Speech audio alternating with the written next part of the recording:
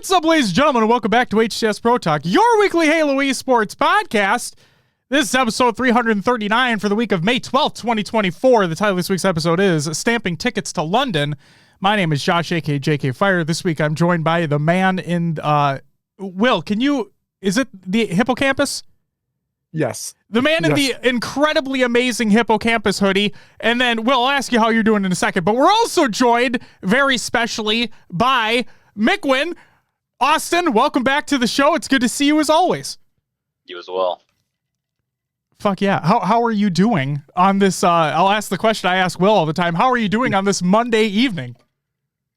I mean, been better. Stuff's been pretty stressful, but it is what it is. Well, way to bring the fucking mood down, bud. Thanks a lot. I mean, it's the way it is. It's life. Such is life. Will, how are you doing on this Monday evening? I'm doing okay. Doing okay. All right. How about yourself, Josh? I'm doing well as well. Again, I said it before we started doing the show, but Austin, thanks again for deciding to come on. I know I hit you up very short notice there and didn't know how busy your schedule looked, but the fact that you're just like, fuck yeah, I'll do it. I'm like, all right. Love that. Love you. Happy to have you here. Rolling all. Glad to be here. Fuck yes.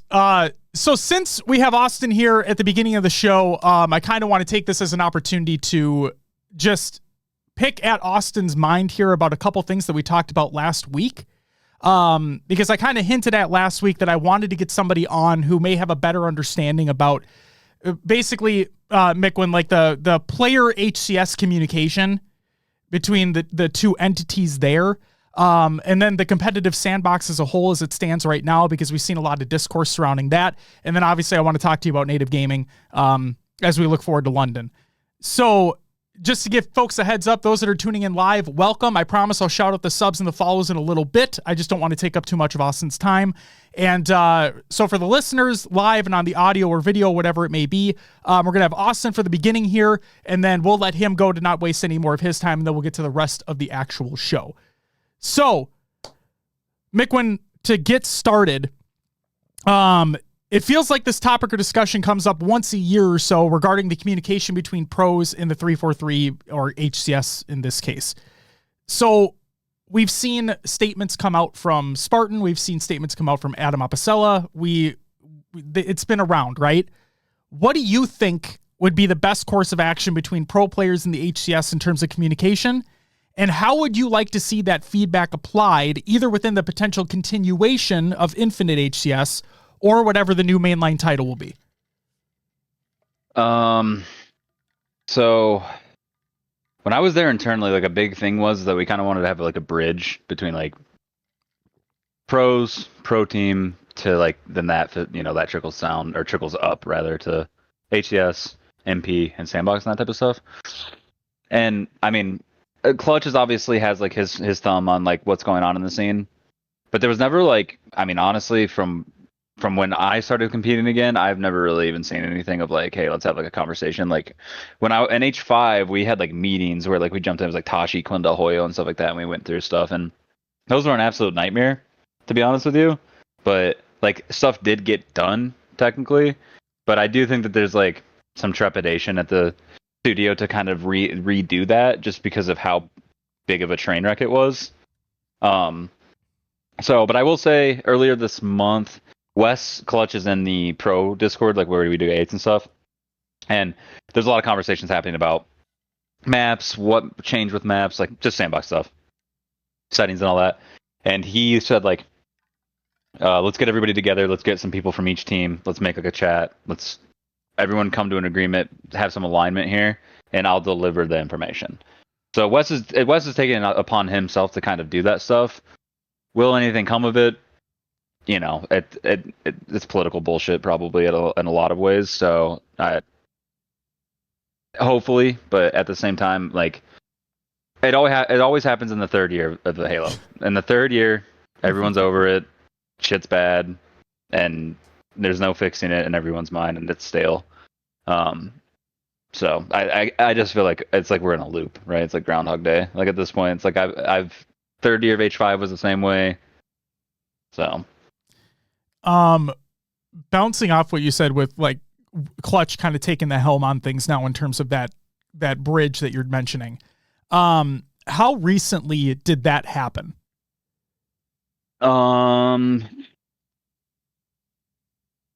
Let's look. I'll be accurate here. Okay. May 3rd was when he first had when he started the conversation, and he said, "Help me, help you."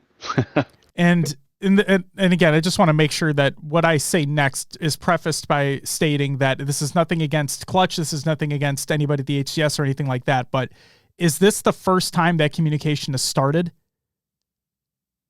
Since I started competing, yes. I know there was some in the first year. Okay. But since I came back last January, yeah, I don't want to be disingenuous because like Richie has like reached out to me and like other players and like asked questions about stuff. But there hasn't been like a big like meeting of like, let's get all the pros plus like let's just try to like create like a conversation. Like it could be quarterly, it could be what, like it doesn't need to be like every week or every month.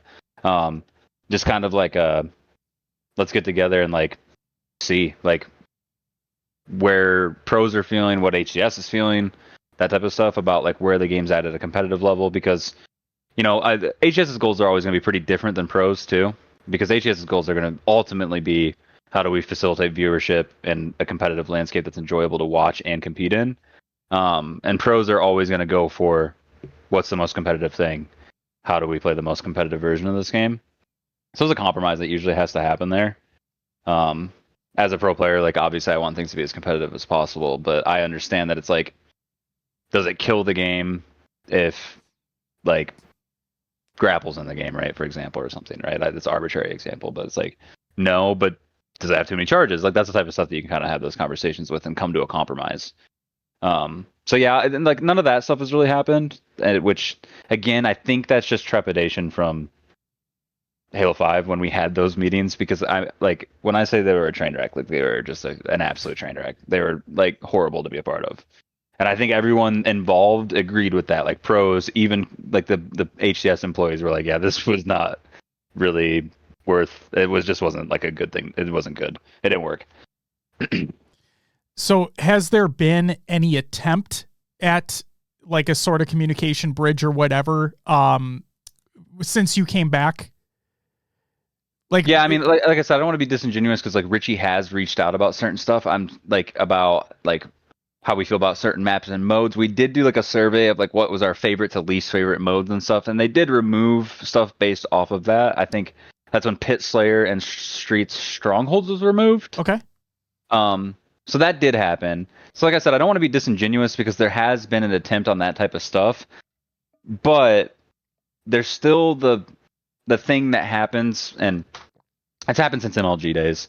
So like it's not a 343 specific problem. It's happened since MLG days. Like new things need to be added. New things people want to add new things.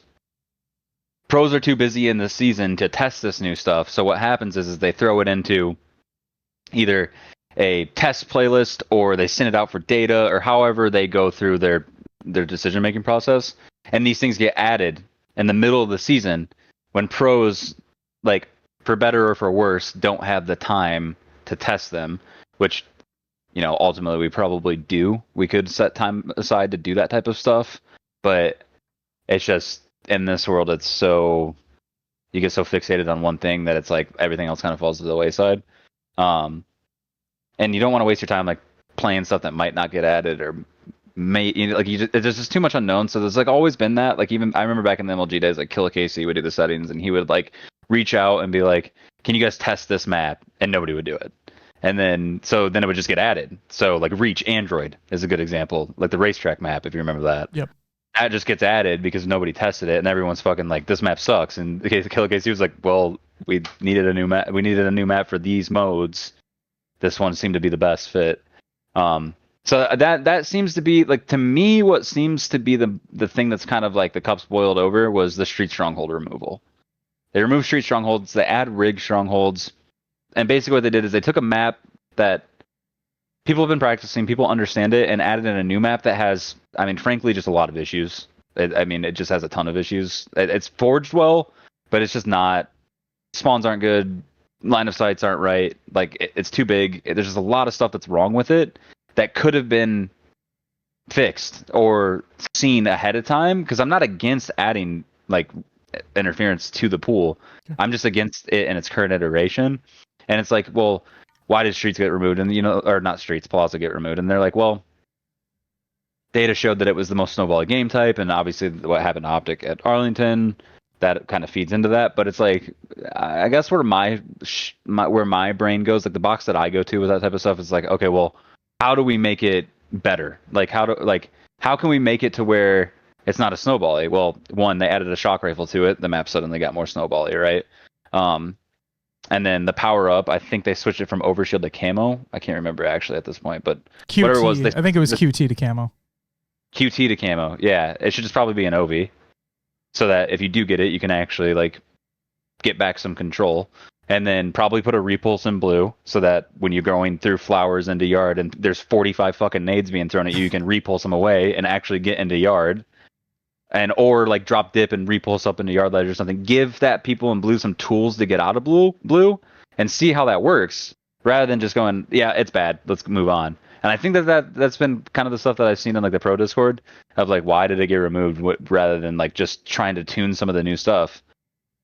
So yeah, there's that type of stuff. So I think Wes is taking it kind of like the mantle and like upon himself to like try and get the information, deliver it, and try to make the right changes and healthy changes, and try to create like a healthy discourse between pros and specifically the CIT team. I think that team is the most important one for us to talk to. I don't think it's really important for pros to talk to the HCS team or like MP or sandbox, because there's a lot of jargon that pros just won't understand, and they'll say things that'll check designers out, right? That's stuff that like when I went there, I said stuff as a pro player that checked designers out, and I had to learn that, like how to go about it.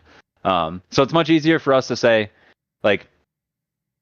something to the CIT team, and they can translate it in a digestible feedback for the sandbox team, the multiplayer team, HCS, to make those changes that need to be done.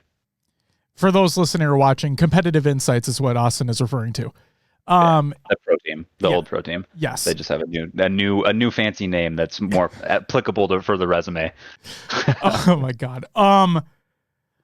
You mentioned those Faceit surveys, and I'm glad that you had basically just said that feedback was directly taken from them and was directly the game was directly impacted because of it. So my question to you is, how often are those going out, or are those still going out? That's the only one I remember. And I think, was it after Worlds? I don't even remember when it was. So whenever Pit Slayer and Street Strongholds got removed. So it's been a while. Okay, that's also good to know.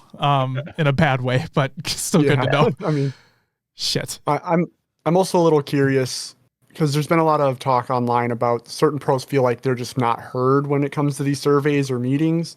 Can you speak to that at all from your experience or knowledge of what's going on? Sorry, reiterate the question. Oh, a lot of, or not a lot, but a few pros have spoken up, like when these meetings happens or surveys go out, they just feel like their feedback isn't listened to or heard. Do you have any insight to that at all? Like what's going on with that? So, I mean, obviously I was there. I was on the end side. So I know how this stuff kind of works, right? And like, there's always like how do I say this without being toxic, like sounding toxic? Like, there's always the kind of the cop out of like, we hear you, right? Mm-hmm. And that matters. It's pedantic as fuck, but like they say we hear you, that doesn't mean they're listening. And so like pros hear, we hear you, and think that means we're listening, when in reality they're just like taking a large clump of feedback and going, okay, what's actionable, what's not actionable, what's realistic, what do we think is good to do, what isn't good to do. That's where ego and hubris starts to get in the way though, and you do get some bad decisions that are made. I will say that hasn't happened a lot in Halo Infinite. I will give a lot of credit to like the team that Wes has built, Clutch. They are really good at kind of like putting like a brick wall up on that type of stuff. Obviously things have happened that pros probably don't agree with, and changes have happened that pros don't agree with, and there's things in this game that are just frankly not that competitive, but it could have been worse. Like I will say that, like it could have been way worse. Yeah. So, and Yeah, so it's I get it as somebody who was on the inside, and I would have feedback, and I would say the feedback, and like everyone thinks that what they feel like what they want to see is the right thing, right? Obviously, we're humans. We're self-centered in a lot of ways in that sense. So now I will say that it's like compared to Halo 5, where we did have like those meetings, and it was like it would be like I said this. I was joking with my team the other day. I was joking with Barcode, and do you guys remember the movie Bedazzled? Yeah. Okay, so you remember how like he'd do a wish, and every time she just would fuck with it in some way. Like he would get what he wanted, but there'd be like that caveat, right? So in Halo 5, it was like I think our feedback was like we wanted to try to see if Kali would be a good 2-snipe map, and they put 2 binary rifles on the map. Like that was the type of shit that would happen, right? It's like, well, they're snipers. It's like, yeah, I mean, sure, but like you guys know what we meant. So that type of stuff would happen. So it's really good that that stuff isn't happening in Infinite, right? Yeah. Progress. And I attribute a lot of that to the current CIT team, Tashi being heavily involved, Richie being heavily involved. A lot of those guys are really focused on making sure that like some of those old mistakes aren't made again. But at the end of the day, like they are a massive studio with they're a AAA studio. They have to build games, and they have a lot of people that they need to make sure are happy. And you're never going to make everybody happy. So, you know, you could pull all 64 pros or however many it is, 48 or whatever, and you could get 10 different answers to one thing. And it's like, well, then 9 people aren't going to be listened to, right? Or 8 people aren't going to be listened to, or whatever, right? So, yeah, I mean, again, I get it, I understand, but I have seen like on the other side of that how hard it can be to filter that stuff into like, okay, pros want, and again, it's just like arbitrary, but it's like they want A, B, C, D, E, F, right? But we can only do D and E. So like A, B, C, and F aren't even possible. So can we try to get C in? No. Okay, well then D and E. Let's go with D and E. Like it's just that type of stuff. So everyone that's a fan of A, B, C, F are like, what the fuck? And they're not listening to me. And everyone that's D and E is like, cool. And you know, it all goes back to like the whole thing of like, people are happy, don't really complain. So sure. It's like you won't see the people that are getting what they want complaining on Twitter. All right. So another topic or discussion that comes up consistently is the sandbox, right? What things should be removed, what things should be put back, so on and so forth. So at this point in time, obviously different maps and modes have different combinations of weapons and equipment, blah, blah, blah, blah, blah. But what are your thoughts on how the sandbox feels literally right now at this point in time? I mean, it's better. The sandbox in Infinite's always been a problem, a sore point for me. Okay. Like even back a long time ago. I don't like the shotguns. Like I miss like the Halo shotgun. I don't like the Bulldog at heavy range. I don't like the Heat Wave. Don't like the Stalker. I don't like I hate the Shock. I've always been like, I think the Shock is like for fucking toddlers. So it turns into a thing where like I seem like a crusty because it's like, well, Bandit, Mando, Sidekick, Plasma. It's like, you know, I filtering it down. I'm not one of those people. I've always had the ideology of like, when it comes to the sandbox, you need to have like multiple layers to it, and things need to have their use cases. But when you start to build a bad sandbox, like in my opinion, this is like kind of an objective truth.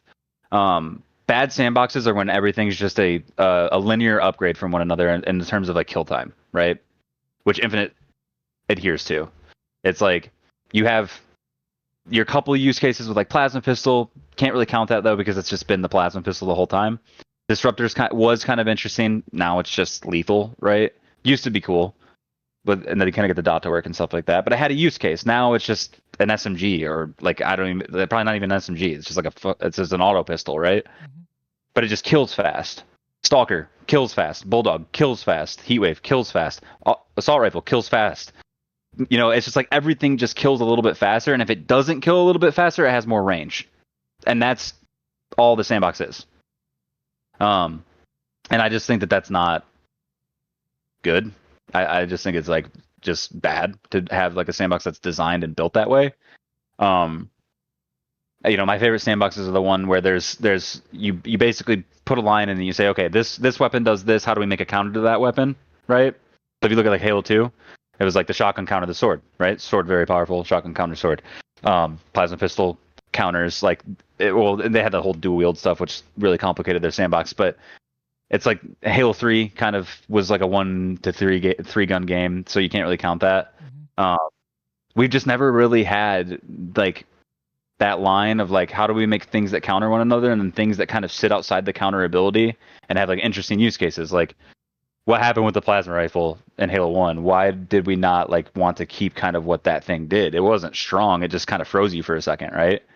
But it's like, why did that stuff get lost along the way? And why did everything just turn into bullet damage, right? Like, why can't it be like just like cool, interesting stuff?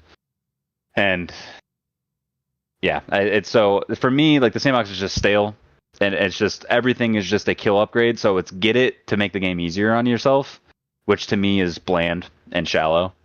And at that point, like the way my brain works is it's like, if that's the case and everything's just essentially a variant of one another, what's the difference between having less guns and having more guns when they're all effectively the same thing?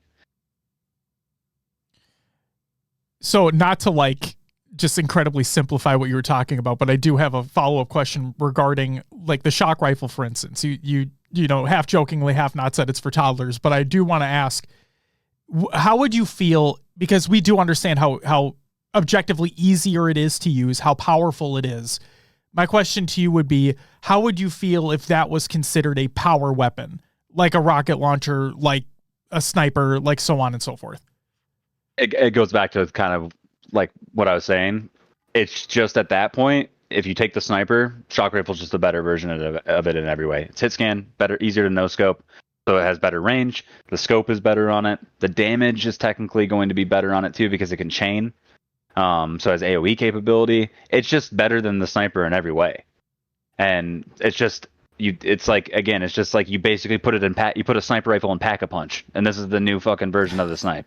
And that's what everything feels like in Infinite to me.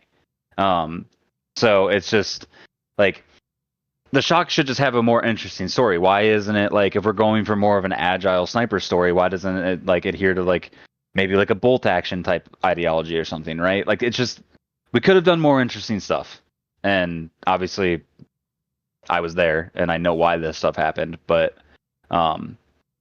yeah, it's just like everything is just a variant of one another to me, and it's always felt that way. And it's felt that way since Halo 5. I would say Halo 5 was a really big like problem point with that. Like, I mean, all the autos were just variants of one another essentially. All the rifles were just variants of each other essentially.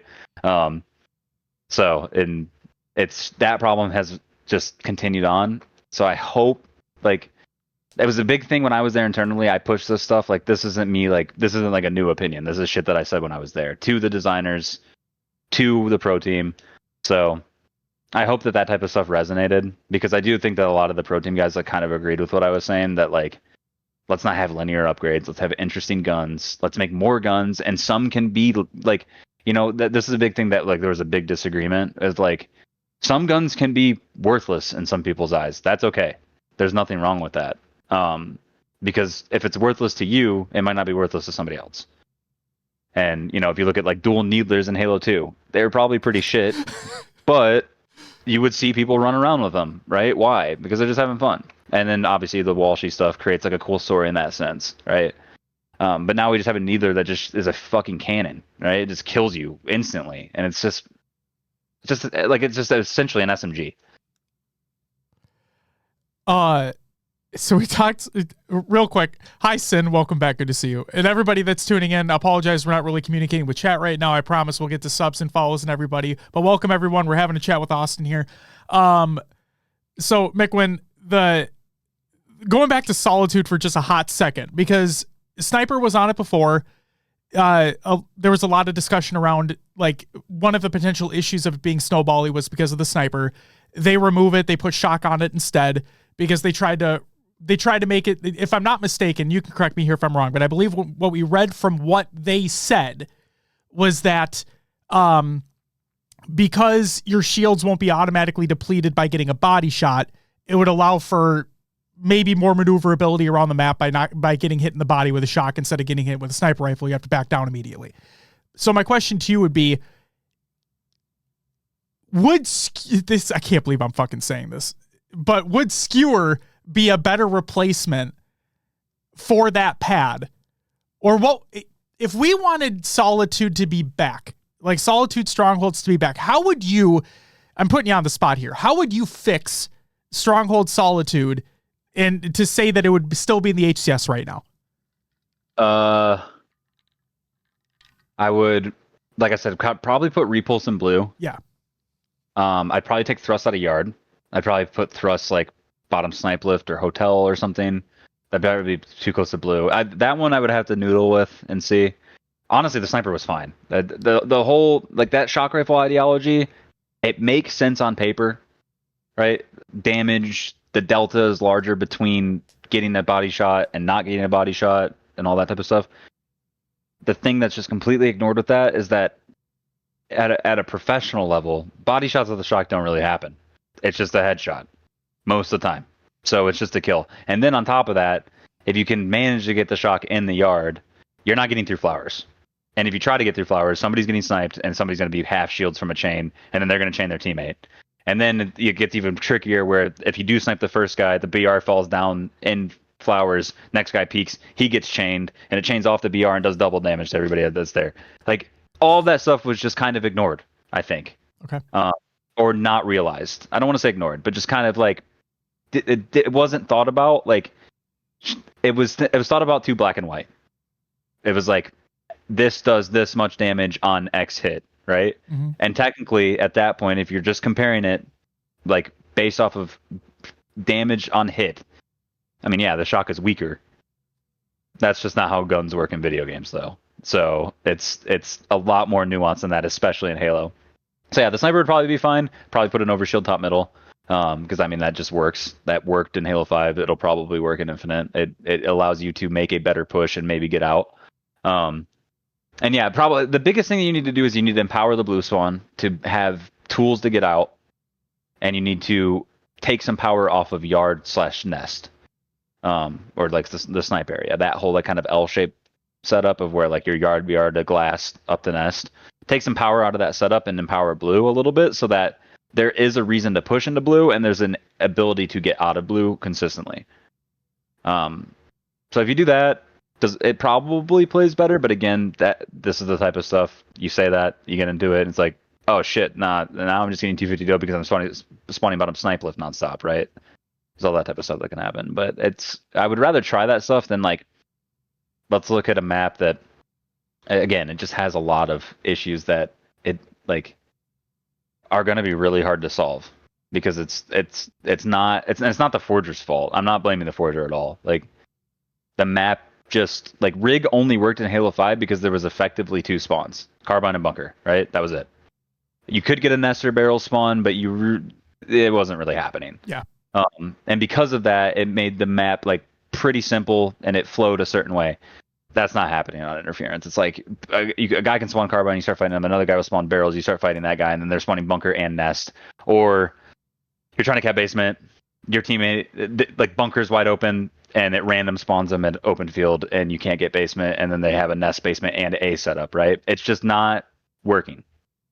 And I don't think that you can really fix that unless you delete all the spawns except for Carbine and Bunker. But at that point, like, it's like, then you get it into a blender that you can't get out of. So I'm interested to see what they can do with it, because I do think that I think Slayer is pretty good on it. I just don't think Strongholds is very good on it, and I guess that's probably what I should say. I don't think Strongholds is very good. The hill locations were really bad at matchmaking, but Slayer seems okay. Okay. Talking about the sandbox again, real quick. I know you talked about like the similarities between weapons and so on and so forth, but are there any weapons you'd like to see re-added or added in general to maps, or maybe replace some things on maps that are currently within the rotation that you guys are playing? No, I think everything that's been removed is pretty interesting, or it was like the right call. Like Sentinel Beam on streets and everything. Yeah, I think that those were all effectively the right call, but Like shotgun and heatwave probably need to go. Heatwave would be the one that I could say you probably could keep around. Shotgun is, I mean, it's been 3 years, man. Like and it's a full auto shotgun. Like let's just move on from it. Like let's move on from it and see if there's something that we can do. I would be interested in possibly seeing the Ravager somewhere. I've always been kind of a fan of that gun. I do think that has an interesting story with the Molotov idea and that type of stuff. What map it would fit on, I'm not really sure. You would kind of get the same shotgun story without the shotgun annoyance, right? You can molly something off so then they can't push that area. But it's only for a certain amount of time rather than there's a guy in sword on pit with a shotgun, so I can't fucking push sword, right? Like that's just like Ravager, he could like shoot it. It's like, okay, I can't push sword for 4 seconds or something. There's that kind of, it tells kind of the same story, but it's not as punishing. But other than that, yeah, I mean, it's like, I mean, the shock's going to stay because it creates too many hype moments from a viewership standpoint of people hitting 6 shots and people getting pumped about it. So I know that that's not going anywhere. But yeah, for me, like Bulldog, Shock, Stalker are like the 3 that are like probably the biggest pain points right now. And no matter where they move them to or what they try to do with it, just doesn't really solve them because they're just like effectively too strong in a lot of ways. Do you feel Heatwave works on interference? Yeah, I mean it's fine. It's fine on it. It's pretty much the scatter shot there, except for the difference is you can't like bounce it and it tracks. So that's probably a good thing. Like I said, I'm not. What's up? I said shout out Halo 4. Go ahead. Yeah, Sorry. Yeah. Well, Halo 5 too. Like you would shoot it off like pipes. Nope. We only talk about Halo 4 here. Come on. But yeah, so I like Heatwave's one of those ones where like it's a shotgun, but do I hate it? No, I mean there's only 8 bullets in it. Like it's strong, but again, it's like that one. If we're gonna make a compromise, I'd prefer that over the Bulldog. Okay. And then are there any, so like we've been hearing a lot of conversation like they should bring Bazaar back, they should bring Catalyst back. I see you laughing. So I'm genuinely curious are there any maps that you would like, any map mode combinations you'd like to see return? Are there any map mode combinations that you'd actually like to see removed now that you've been playing that more consistently? I don't know what you supplement it with. Streets needs to go. Streets has had to go for a while, I think. Entirely? Yeah, that map is bad. Like, not to be like the toxic of like that. I mean, it's just like with curb sliding, how small it is, and how tight the spawns are that you spawn in. Like the spawns that you spawn in, you walk out of choke points. That's it on every single one of them. And if the only one that doesn't have choke points, you spawn in the wide open. So, and then you add in Stalker, camo, shotgun, and all that, and it just turns into like this. It's a fucking clown fiesta. There's just no other way to, like, it's not a controllable. I mean, it is controllable, but it's like it doesn't seem controllable from a viewership standpoint. It just seems like chaos in a lot of ways, and it feels that way too when you're playing it. It's like you're calling out like could spawn red or cafe. All right, spawning cafe, spawn kill cafe. All right, now spawning PD. Like you just do like a loop. And that's all it is. There's no interesting story of it. And then when you get out of that loop, the map pretty much just slows down to a crawl, and it turns into I'm purple shooting the guy top Ivy, I'm heaven shooting the guy that tries to come up driveway, and I'm top A shooting the guy at nest. That's the whole story of Streets, right? So yeah, I haven't been a fan of Streets since ever. So it doesn't play very well in my opinion. So Streets. But I just don't know what you supplement it with. It's like you can look at some new Forge maps that are interesting. You could look at some old maps again if we want to go that direction. I don't know because we'd only need Ball and Slayer. So I mean, maybe I don't know. Maybe Ball on Rig works, right? I don't know. Okay. And then Slayer, like I said, on Rig actually does kind of work. So maybe we could say, okay, let's go with those 2 for Rig and maybe get rid of Strongholds because I think there's enough Strongholds in the game. Maybe not, but yeah, it's complicated. We do have too many maps and modes right now too. Like we need to trim the fat. We need to go down to like 13. So that one, when you scrim, people actually scrim Slayers because nobody scrims Slayers because it's going to be 19-20 game scrim. So you're there for 6 hours just scrimming, then you got to do VOD afterwards. So then it's like a 10-hour day off one scrim.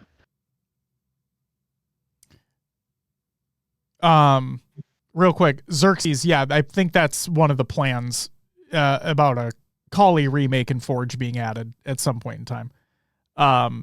Not confirming, but I believe that's been said. Like, that's been talked about.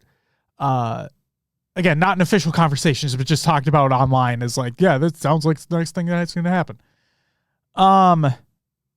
Will, did you have anything before I ask my next one? No, go for it. All right. So all my questions have been answered. So thanks. Spawns notwithstanding, because I was watching Lucid today, and like he played a Streets game. I think it was a Streets oddball game. Go figure. And like you're right, players responding left and right, fucking everywhere is what I felt like. I mean, shit. It was also I forgot if it was Lucid versus somebody else, but there's a pit game where somebody literally spawned right below him. So clearly spawns are an issue. Like it's just an issue in general. But spawns notwithstanding, if you removed, because I'm genuinely curious, hearing that you dislike Streets as much as you do, if you removed some of those, like you remove Stalker or you remove Bulldog, you remove both of them, whatever it may be, would that make you enjoy the map more? Or do you think that it's just that at this point in time, in your opinion, is it like not worth saving? Can it be saved? I won't say that because I think that you can probably try to save most stuff. You know, I have a lot of patience for that type of stuff. So I'd like, if we were to say, okay, let's get rid of the shotgun, let's get rid of the Stalker, let's see how it plays from there. Like, you know, there's gonna be like the complaints of like, oh, well, there's only 3 guns on the map now. Right. So I mean, there's that whole piece. I do think that it would probably just still probably play bad, but like, I don't want to be like the old man, like get off my lawn type deal. It's like, just because I think that that's true, it might not be true. I've been proven wrong with that stuff plenty of times. So, yeah, I mean, maybe, right? That's the type of stuff that you can't, like, you can noodle on it and think about it and make assumptions, but you actually don't fully know until you play it. You don't realize, like, what's causing a lot of the pain points until they do. But I would guess if you just deleted all the maps and it was bandits only, that map would still be like, holy shit, man, like what is going on? And it's just the design of the map. There's 4 corners on it, right?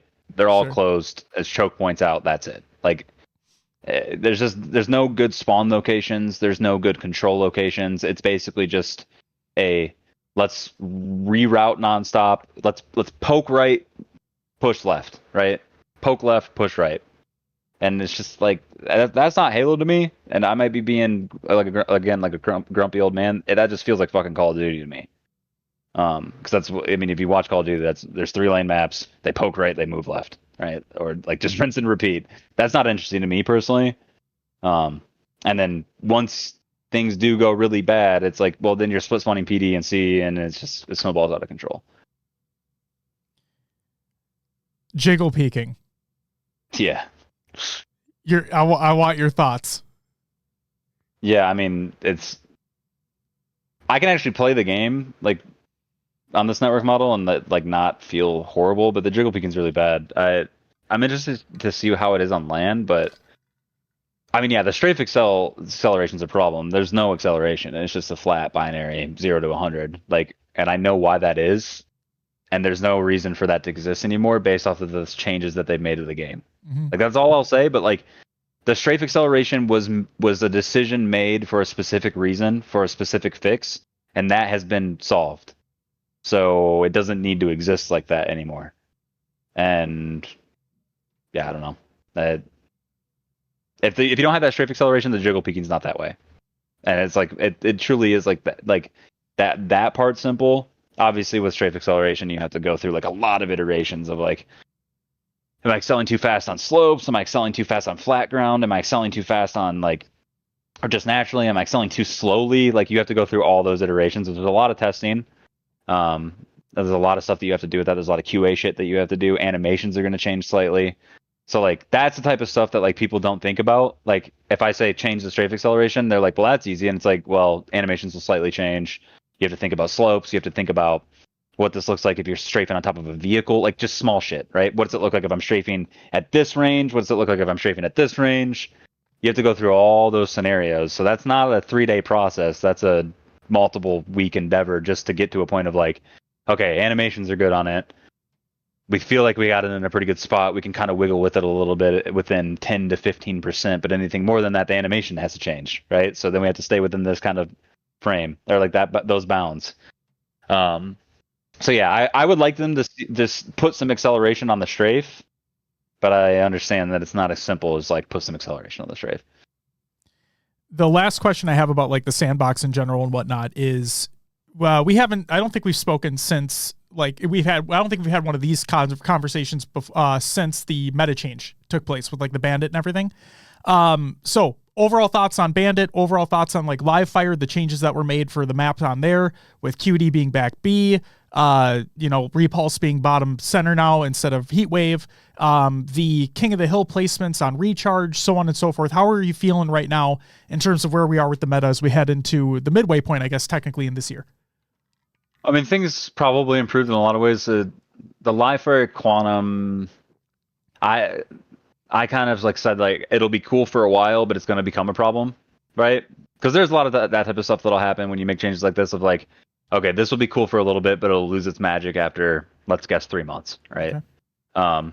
So hopefully they'll be agile there and say, okay, QT kind of ran its course, right? Let's move it off of live fire when it becomes that problem, if it does. I don't see it right now. I don't see it as too big of a problem. I actually see camo kind of being worse as like the bad thing on live fire that happened. I like the repulse change. I like a lot of the stuff that they did to it. I just think the camo one, I think OV just is better on that map personally. The recharge hill locations are solid. I don't like the bat one too much, and it's not that it's at bats, it's that it's not far enough forward. So like it goes against the back wall, but it also doesn't. And it's like halfway through bats, right? R1 and L1 actually aren't part of the hill. Why? Like that seems like just like why? It's like why? What's the point? Like why put less cover on a hill that's in the middle of the map? And then I'm trying to think what else happened. Like obviously the bandit's nice. Forbidden the commando changes too. Yeah, Forbidden. I mean it's all right. Like it's not horrible. It's a decent original map. It's pretty like one-dimensional in a lot of ways. I wanted to ask you real quick, I'm sorry to derail just for a second, because we only really see one type of flag run being made. And obviously it's probably because it's the most viable, but I'm genuinely curious because you guys have played on it so often now, scrims, tournaments, whatever it may be. Is there any possibility of a different type of flag run to be made? Or is that strictly like, if you're going for it, that's the way you're running? No. And the reason is because the base has like that back part. Yeah. You can't block that. Like, and if you do go try to block that, you're just going to spawn them hut and they're just going to OE to your side fast. Mm-hmm. So there's no, like, it's funny because that question that you asked, the same question that the designer on the map asked. How do we make this not a one route map? Oh. And I said, as long as the back base exists, it's going to be a one route map. All right. So, and everyone goes runway with it. So, and obviously there's some like nuance to that where like you can curve slide off the box with it and that type of stuff. But it's a longer route. Like the main ramp route is fast if you do it right. But it's like if you go up main ramp and you try to go pistol, you got a decent route to go. So the fastest route is to take it to your P Street. But if you take it to your P Street, they're just going to spawn long haul and 5 you as you're running P Street. So then it's like, all right, what do I do with this thing? All right, I'm just going to take a runway. Like that's most cover. It's the safest route. So yeah, like I'm not the biggest fan of it because it just, to me, it feels like Sank with more cover. So it's just like 3-4-3 style of Sank, which is just like kind of an amalgamation of probably one of my favorite maps ever made. There's just walls and pillars everywhere and no lines of sight except for really obscure weird ones. And that's kind of the 3-4-3 special with map design. And then Forbidden's all right. And then I like the Mando change. I really do like the Mando change. I like the sidekick change. It's like a lot of that stuff is moving in the right direction for sure. The red rack change and everything as well. Yeah. All that feels a lot better. Awesome. Good to hear. Okay, let's talk about native. This again, I told you before we started recording that I'm going to try not to be an asshole, but I feel like I have to ask anyway. So based off the results of the London Major Qualifier, Native Gaming will be playing through the open bracket to fight for a pool play spot. Now, your squad has been put through the ringer over the better part of over a year with the visa issues, roster changes, and lackluster performances. No excuses, obviously. How is the team preparing going into London, and how are you guys going to try and course correct for London and the rest of the year? I mean, it's just kind of tough it out. Hit this like scrim, try to like fix it or die trying. Basically, like go down with the ship. If it doesn't work, it doesn't work. Yeah, I mean, it's hasn't been fun. I mean, I will say like the kind of the thing that we're kind of keeping the spirits up is like the same shit happened to me, Gilk and Alex going into Charlotte. Mm-hmm. Of like we just were underperforming online. We were like I think we were like the fucking 17th seed or something overall, and then went into Charlotte, and then we just showed like this we're better in those environments. So we're kind of leaning on that. Like you know, it just like Alex has to get here in under 48 hours just to play in one of the qualifiers. He's down in points. We missed pool play by like I think 60 points, and Alex has like 2,000 less than us because we had to pick up. It's just like all that stuff. Like I'm not trying to get my head wrapped into it, but it is like it's just stressful as hell. Like, and all of us are stressed and all of us are worried, obviously, because I mean it's not fun playing bad, but we have shown like glimpses of like where we are good. Like, and that's again like kind of like we're holding on to that. Like the Thursday tournament, like we played really well. We played extremely well in that, and we just came into that qualifier just super flat. That seems to be like kind of a problem that we always have had. Just yeah, I mean it's like we know what the issues are. It's right in front of our face. It's the simplest problems, but you know I've always had that ideology, and it's cringe or you know whatever, but like the simplest problems are always the hardest ones to solve in your life. They always will be. Like hard problems are the ones that you're going to really tackle. The simple problems that you have, the simple not day-to-day shit that you do that you know is not great for you, is the hardest thing to change, right? Because it's just I don't know, it's just the way we're wired. So but the big ones is where you can change it. So it's like, you know, we got to a good point of like, okay, well, the really big problems, we focus on the ones that are really rearing their ugly head. But now it's like, just, you know, you go watch it in theater and you can see it. Like, you literally see it. It's like, if we just fucking went right, like, we win this game, right? It's like shit like that, which, I mean, would drive, I mean, it's driving us fucking crazy, I think. I think all of us are kind of going nuts, but it's, I mean, that's part of the process, and you just kind of gotta hope that that stuff comes together when it needs to. So I don't mean to press, but like, are you guys going to be confident going into London then? Yeah. I mean, okay. If we were confident going into Charlotte, like, because we fucking sucked before Charlotte. Like, I mean, we sucked. I was like, dude, this is like not good. I think all of us were like, this is not good.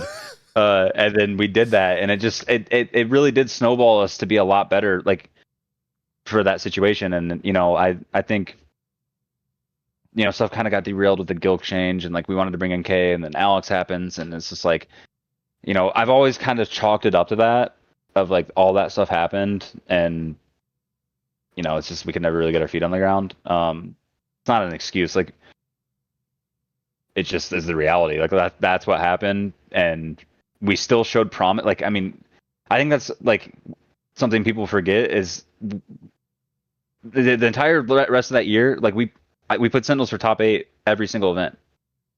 They're a really good team. I went to game 5 with them at Worlds, fucking blew it. Like, it's just we're not as bad as I think people think, and we're not as bad as we probably think we are. We just like we're really inconsistent, and we make really basic mistakes. Like really basic mistakes. And again, like you watch it in VOD and you're like, holy fuck, like what am I doing? Right. Mm-hmm. And I think that's happening for like all of us. It's like we see it and we're like, dude, like what the fuck? And that's part of the torture, is it's just like, you know, we want to perform, we want to play better, so we get a little antsy or a little impatient at times, and then we make bad plays because of it. Like luckily, like we had the right people and the right like type of headspace around it. and the right like brains to like point it out and be like, hey, like this isn't that big of a deal. Like just we have to do like X, Y, Z. But that's tough. That stuff takes some time to set. So it's kind of going to be like the same vibe that we had going into Charlotte. Like let's rip it through the open bracket, get some reps, and fucking snowball it. Like if we do it, we go into the same pool that we would have gone in if we won that match against Still Deciding. So like we don't really give a fuck. Okay. And well, I think I'm not going to be toxic, but I'm glad to go in that pool. So. Okay. Right. What does preparation look like now? The qualifier's over. You know where you're going, or you know what you have to do. I assume scrims are obviously going to take place leading up to it, but do you have anything else planned with the squad leading up to going to London? No, I think it's just kind of like relax a little bit. Like fuck the qualifiers, fuck all this online stuff. Like none of it matters. Like it's over. Let's just scrim and like get better. Like that was something that helped us a lot on White prior. The online tournaments ended, and we were able to just like focus on scrims rather than like getting the spot and getting points and all that. Like points are deprecating after London. Yep. So like who gives like again it's just shifting your brain, and like it's hard to do. Like when you're playing in all these quals, like obviously you want to get a decent spot, you want to qualify for pools to make things easier on you, all that type of stuff. All of that is true, but in reality, like just because you don't make pools doesn't mean you can't have a good tournament. And just because like you're like it's just moving your headspace correctly, and I think that's something that we've all struggled with. And I'll say me particularly, like with the online cups and stuff, I've always hated online tournaments. I've never been super locked in for them. A lot of the times I'd like would rather just not play them. I was that way. I've always been that way, but you have to play in these. So there's like that piece too of like, I'm not interested to sit here for 12 hours and play in this fucking thing for 400 points personally, but I have to, right? Yeah. So there's that whole piece too, where it's like, there's all that stuff. And I'm not going to make it as excuses. Like we have to get better. There's no doubt about that. Like we have to. And I think that we all have that mindset. So that's the good thing. I guess we're just not worried about the other shit now, so we can actually just get better. And now that you've made the change, you've picked up Gilkey. Do you feel like things are starting to trend in a better way? Yeah. Like I think Gilk brings like some basic chemistry to it. I do think that he elevates Alex in a lot of ways because they're really comfortable with one another. So I think if people have seen, like, Alex has been playing a lot better and more close to that barcode that we saw prior to what happened last year. Yep. Obviously time and him being more comfortable and stuff like that comes into it, but I think Gilk is a big reason for that. And then, yeah, I mean, it's like our problems again are right in front of our face. Like when you go watch it, it's actually so incredibly frustrating. It's just very simple, basic shit. So yeah, it definitely does feel like we're like trending upward. There's some inconsistency there. There's some like issues figuring some stuff out there. So luckily we have like 3 weeks, some solid scrims, and it's going to be a little bit more relaxed. The scrims will be more relaxed because the scrims are for one thing only. Like, let's just get better for this event. Let's not crunch 4 scrims in prior to an online tournament and hope we perform well in this online tournament. Play those 2 days of an online tournament, go right back into that same shit, right? Mm-hmm. The schedule is just much better for learning, I feel like. Okay. And then I guess the final question I have here, not really I'm putting you on the spot. Fuck it. I don't care. What are your expectations going into London? I mean, it's just hard to say. Like, I think all of us are kind of like, we're kind of in like the mindset of like, let's just not suck first and foremost. Sure. I mean, I know that all of us want to get like top 6, at the very least. So yeah, I mean, it's just like, if we scrim the right way and practice the right way, and I will take accountability. Like, a lot of that's probably going to fall on me over the next couple of weeks of like scrimming the right way and all that. If we can do that over the next 3 weeks, I think it's probably possible. It's probably likely that we do a lot better than people expect. So I mean, I mean, me, Gok, and Alex have proved that like we can look like shitters and then suddenly not, right? So that's one thing that we're just kind of holding on to that and hoping that like we can just put in the right work, and we know that we can put in the right work. Just hoping that it sets correctly. Okay. Yeah. And like you said, it's working on the fundamentals is what it sounds like you guys need to do. So, and I was watching Snakebite earlier today as well, and somebody in this chat was talking about how like PJ focuses on like the HCS, like the Halo like 100 classes where they're their introduction classes, you know, like 100, 200, 300, whatever. And he said that one of the best things that you can do is focus on the 100s, focus on the basics, focus on the, like you said, when you're watching the VOD, it's the easy thing that you're fucking up, right? Not just you, but like a lot of people. So, yeah. Okay. A lot of the times it's a really simple problem. It just goes back to what I was saying. The simple problems are the hardest one to fix, because a lot of the times the simple problems just come from like, it's just like a natural react, like you're just naturally reacting to it in a way that you kind of got to push against your nature to fix that type of stuff. So it takes time, right? But we have enough time, I think. Okay. Good to hear. Anything else you want to discuss, Austin, since we have you? No, I think that's most of it, right? Okay. That's all I had. Pro team. Yeah. Why we suck.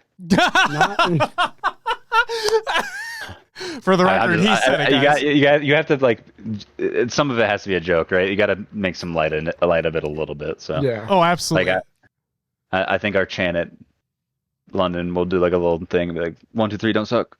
Like that's what we're gonna try. I mean, it's just like, let's set expectations as reasonable as possible and just have some fun with it, right? And again, that's really pointed at me. That's me like talking to myself out loud. Like, have fun with it, because that's something I really struggled with. Yeah, just have some fun with it. Awesome. Will, anything else you wanted to ask before we close things out with Austin here? I guess regarding London, do you think going through open and getting that reps and like slowly working your way up is just going to help you guys out even more? Yeah, I mean, both times we've had to do it, it was like pretty much, it was honestly just a positive overall. Mostly positive for the Charlotte one, obviously, but it wasn't just positive for that tournament. And I think like when it was me, Collect, Tapping, and Suspector, and we had to play through open at Fort Worth, whatever one it was. One of the Texas. Like, we weren't very good. We played through open. We did what we needed to make it to Worlds. And at Worlds, we actually were like pretty decent. Like, I wish we had more time with that team, honestly. Same. But yeah, like, because we did start to get pretty good. So yeah, it's just like, that's been like a whole thing. It's just, yeah, a lot of that stuff. So I do think that like open's gonna probably do us some good, and I said it at Arlington too. Like when we got moved into pools, I was like, I kind of wanted to fucking play through open, because I think it would have been good for us. It would have been really good for Alex too, because he had only been there for like 2 weeks at that point. So yeah, open's whatever. The Xboxes suck, but I feel like for London, I don't even know how many teams are gonna be there. So like it might be 4 rounds, so 4 extra matches, maybe 3 extra matches with a bye. So okay. Yeah, like sure. That's how many you play on Friday anyways, usually. So like, or I guess you play 2, but plus scrims and stuff, right? So it's effectively the same thing. Tool says they've sold out of 48 team passes. So it'll be 5 rounds, and we'll probably have a bye first round. No, because it'll be a 48 team bracket. So is it 4 rounds? It's 4 rounds then. Yeah. So again, like, a lot of them are best of 3s, so we'll play the same amount of games that we would have in pool play, just back to back to back to back. And you better fucking win. Lucid's dad says good luck to you. Thank you. And then also, I want to just take this question from chat as well. Pharaoh, I think it was Pharaoh. I could be incorrect here. Yeah, it was Pharaoh. Are you going to be going to the Orlando land this weekend? No. Okay. That's too much traveling for me, man. I'm getting old. I can't. I'm dreading this London flight. Like it's fucking 3 weeks out. I'm like, God, I don't want to do this. When do you fly out, if you don't mind me asking, or like when do you arrive there? We don't have flights booked yet. I'm assuming we probably will leave the 28th and probably come back the 3rd. Okay. They'll probably get a day earlier for media and stuff than they do for the regional events. Sounds good. All right. Well, ladies and gentlemen, that was Austin Mikwen. Mikwen, thank you so much for taking the time, as always, to be with us. I assume we'll have you on in the future as well to talk about, post-London, whatever it may be, and looking forward to that as well. Me too. It's always a pleasure. Fuck yeah. Mikwen's amazing. Go follow him on all the socials as well. Go follow his Twitch. If and when he ever streams, you should fucking stream more if you have, because fuck you. Wow. Make sure, I give Austin shit all the time. Make sure you go and root for the Native Gaming boys at London. Obviously root for your favorite team regardless, but we still have Halo Esports, at least for the time fucking being, and make sure you support it as best you can. We're going to take a quick break, and we'll get Austin off the call. But yeah, Mikwen, thanks again. See ya. Welcome back, everybody. Hello. How's everyone doing? Again, shout out to Austin. Shout out to Mikwen for being on the show at the very beginning there to talk about some things. I thought it was always good to have him, and we'll probably have him on in the future as well, so stay tuned for that. Shout out to Austin. He's fucking amazing. Will, I want you to shoot the shit with the chat for just like a hot second while I move the camera back to where it should be. Oh, yeah, you could. HCS jump scare shit. Sorry, Bart. Hi, people. What's going on? How y'all doing? Good Monday, hopefully. There, I didn't have to jingle. I don't have keys. What keys are you talking about? There we go. Yes, soon I will. Don't worry. All right. So to everybody who's tuning in live to the live show, welcome. Hope everyone's having a great fucking night. I got to catch up on some follows and subs here. So real quick, we have...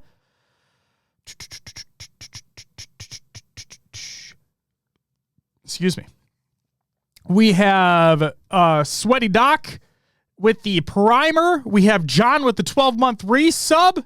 Thank you for the year resub. We have Jen Cole with the follow, Hybrid with the 3-month resub, Doovy with the follow, Ashley with the 14-month resub, Daddy with the bit, PD, thanks for the shout out earlier, Max Bruff and Drondoli, thank you guys for the follows, greatly appreciated. Chewy, 50 Shades of Simon, thank you guys for the follows. Soon, thank you for the follow as well, and for the brand new sub. Chica with the 23-month resub, and Captain Mo with the 13-month resub.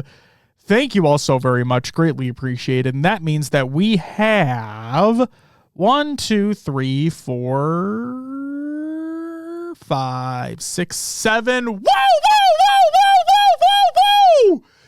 This is to give out. You know, one thing I miss, Josh, is that being in person, because Discord, when you hit a certain peak for me, cuts out, and I only get like 1 or 2 woos out of you. It's, I miss it. Well, whenever you're here next, you'll be able to hear that live. Don't worry. Lumberquack, when I mentioned classes, I was like figuratively speaking, right? Like introductory classes in college are typically denoted by like a 100, right? So like your intro classes, intro to whatever 100, or like psychology 101, right? And then as you get more advanced, you go to psychology 201 or 202, whatever it may be. Then maybe there's a 301, 302. That's what I was talking about. It literally figuratively speaking, literally figuratively speaking. I didn't mean anything actually by it. It was what it was talked about in Snakebite stream today. And I'm like, oh, that's actually a really good way to look at it. Where it was somebody in chat was asking him about like Snakebite talks about like focusing on the basics, and like one of the questions that the person had asked him, and I forget the person's name, so I apologize. But they asked him like, what would tips be for like expert users. So like, what would tips be for advanced users? What would tips be for pros? And he said, it's honestly just focusing on the basics, like not overthinking things, just focus on the basics. So that was cool. Will. Yeah. Do you want to know what's on this week's episode of the show? What else we got? The end of an era. We're going to technically start the show on a somber note, as a matter of fact. Then we have Rostermania as a never-ending cycle, because of fucking course it is. And then teams have punched their ticket to London. So we'll talk about the recent results of the Qualifier and the Open Championships that took place over the last weekend. And without further ado, Will, let's get into some competitive news. And as you do, Josh, probably should have hit the restroom during the break, but I will be right back while you're running through all that. Sounds good. You enjoy the restroom break. Oh, you're looking to get better lumber? That's why you asked. There's also a video, Lumberquack, exclamation point show notes in the chat. At the very bottom of the show notes in the community creation section, there's a video by Druck who talked about how to get better in ranked. In which case you could feel free to check that video out as well. But let's start the news off with a somber note. Noob Combo. You know what? I think this deserves the soundbite. I think this 1000% deserves the soundbite. So, noobcombo.com by Matty Rums. Fuck you. Matty Rums is shutting down. Maddie states, I'll be shutting down Noob Combo. It's already shut down right now. It's something I've been contemplating for a while now, as my interests over the past year have shifted and my heart's just not in it anymore. I want to thank everyone who's used and or visited the site. I started Noob Combo at the end of 2018 to help people find tournaments to compete in and find out what was going on in the competitive community. I hope it served its purpose. Maddie, I know you're here right now. I was thinking about this. I know I didn't message you personally because I wanted to take the time on the show to tell you, because I had a feeling you'd be here, and lo and behold, you are. Noob Combo has been instrumental in this show. I relied on it week in, week out. I would check. I loved the graphics that you did for tournament results. Obviously, keeping up on when tournaments are happening within the scene, that's a given. But the articles that you would do as well, like, I relied on Noob Combo every single week. And for a show that's been going on for over 6 years, to have you be an integral part of it, basically damn near inception, because we both realistically started in 2018. I can't thank you enough. And when I saw the tweet, when I saw the announcement come out, I honestly couldn't believe it at first. Because I know you and I had talked privately before about, Noob Combo and whatnot. And it's just, you think about it, I'm like, there's no way it happens. I understand where we are right now in terms of HCS and Halo esports and blah, blah, blah, blah, blah. But like, our show was started and continues to be like a focal point is based on the community, right? Like that was the whole point. It's by the community for the community. That was the whole basis. It always, forever and always will be. And so when Noob Combo was a thing, when that started up, I'm like, this is literally like in website form, everything we could have ever asked for. So Maddie, you're fucking awesome. It sucks to see Noob Combo go, because who else is going to do it? You know what I mean? That's not to say somebody can't, but like, who else is going to do it? This just sounds so stupid. I literally tried to open it today. Like, as I was making the show notes today, all I have to do is hit N on my keyboard and noobcombo.com shows up. Tried going to it. Obviously nothing happened, but it's like, it hit me. It finally hit me like, oh shit. that resource that I relied on every single week is no longer there. And that's not against Maddie. That's not against what Noob Combo was or anything like that. It's just like, it hits you. It just fucking hit me. So I think it was Shio. Shout out Shio, by the way. Shout out Halo Rec League. I think it was Shio who said, like, he added me on Twitter and he goes, please keep the segment going or something to that regard. And so I'm going to. And Maddie, I know you said now I can finally get rid of those sound bites. I'm never getting rid of the fucking sound bites. Never. Never going to get rid of the sound bites. They will be there. They're enshrined. They're there forever. Shout out to Corey. Shout out to Legendary C4. He's the one that made them in the first place. He's the one that got the cameo from Jeff Steitzer to get those sound bites. So shout out to Corey. They're forever enshrined, just as Noob Combo is forever enshrined within the overall Halo esports umbrella of, So Maddie, thank you so much for everything that you've done over the past years. Thank you for being a monumental part of what this show is.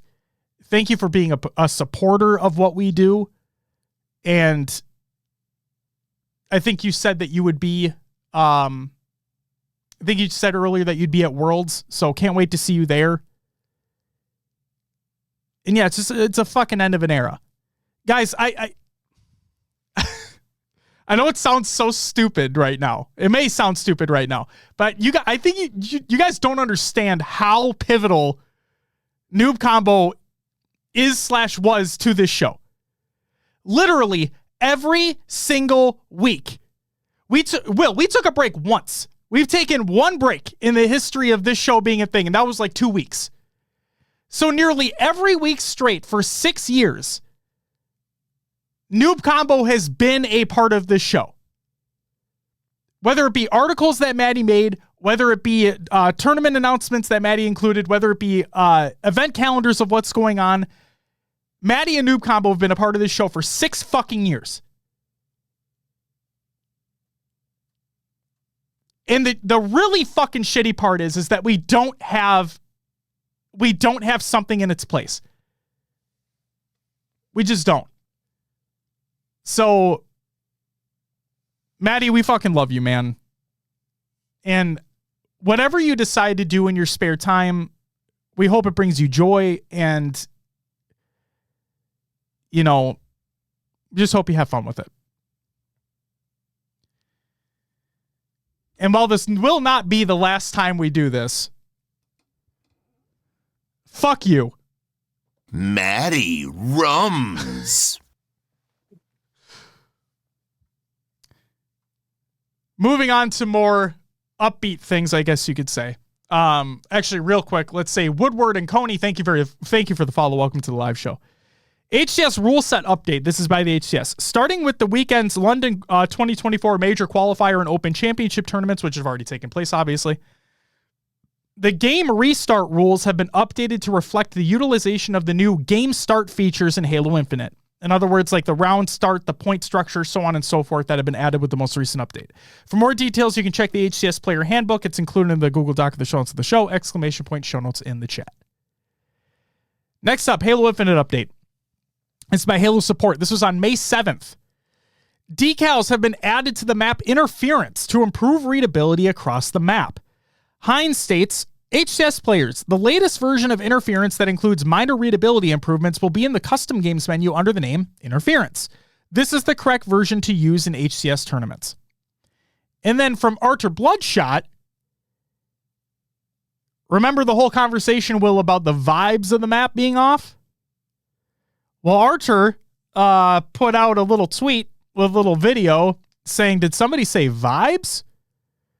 So it potentially, and then the forger of the map, Astro, did the eyes emoji and then with another emoji of soon, which sounds like, and again, I'm going to assume here, it sounds like we'll be getting an updated version of Interference from a looks perspective added at some point in time. So there you go. And then the other thing that was in that update on the 7th. The Halo Infinite team started running experimental tunings within the Ranked Arena playlist. Please note that these changes may result in longer queue times. Somebody asked, and Tashi replied, don't want to go into details just yet in case it skews feedback, but we will talk about it once we have a clear signal on the experiment's performance either way. So we don't know what their tunings are. We don't know what their intention is, and we don't know what the feedback is yet, or what the data shows yet. We'll just have to wait and see. But what the fuck? Let's move on to Tashi's tantalizing tidbits. Regarding the World's 2024 location, this question was posed a while ago. There was somebody in this chat who asked a while ago if the World's location is going to be the same location it was last year. Well, we can officially confirm that yes, it is going to be the same location as last year because Kevin on Twitter asks, will HCS Worlds 2024 be at the same venue it has been the last 2 years? I'm looking to book a place to stay for the tournament right now, right by the venue. And Tashi replied with yes. So there you go. So the person who asked that, I never forgot about you. And hopefully that answers your question. Last but not least, Proton Gaming is doing a giveaway. This is by Proton Gaming. Giveaway time in celebration of the major qualifying championship run. You could win 1 HCS London team pass and 2 spectator passes. That's a pretty fucking good prize. To enter, you can follow them at Proton Gaming Pro and retweet their tweet. You can watch and you have to watch and like their Arlington film. Links include the Google Doc of the show, and subscribe to them on YouTube. That's how you enter. And good luck. That's it for the competitive news. I don't have the right button set up. Well, it's time for Rostermania!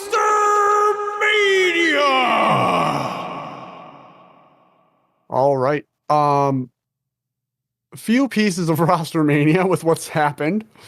Just we'll start off with, just a few. We'll start off with Reversal Perfy. They're still looking for an org. This was a tweet, I believe, by Cherished. And it states, Reversal Perfy is looking for an org to represent at HCS London. We are very flexible, are willing to give up prize money to recuperate travel expenses, and open to all offers for assistance with travel coverage to this event. Feel free to DM any of us to discuss if interested. That team, not us, HCS Pro Talk. Our roster consists of Common, Cherished, Breaking Shot, Haynes, and Sunzel as a coach. We're currently the 11th seed in North America and placed top 6 in the major qualifier this past weekend. So if any orgs are out there, look Reversal Perfy's way. I think the big thing to note there, Will, is what they're willing to give up to go. Yeah, like they just want to go. Yeah. They want to be able to be there. They literally say, well, Cherished literally says they're willing to give up prize money to recuperate travel expenses. Yeah. So, like, that's fucking awesome. And then Riz, I did see the fucking tweet. He says, Swole Daddy's trying to get naming rights to that team right now. So, I think Common said to DM him, if I'm not mistaken. So, we could very well be seeing the Swole Daddies in place at of London. Yeah, in place of Reversal Perfy at London. If they can go, that would be incredible. We'll love to see it. I love Halt's explanation. She goes, Daddy's trying to get naming rights to every team. It's really what it feels like. Like any team that's not by an organization right now, like a top organization, he's like, hey guys, what would you like to be Swole Daddies? Oh my God. Oh, hilarious. Next up, Thug Nasty is a free agent. With all the Rostermania, I'm a free agent for HCS London and beyond. And he says, I have written the following. It's a Google Doc saying it titled, Why Me? Why you should pick him up. He's much more than just a coach. Go check it out if you're interested. Absolutely. Go check it out. And shout out to Thug Nasty. The dude's amazing. Yeah. He's more than earned a spot on a roster. He really does give a shit.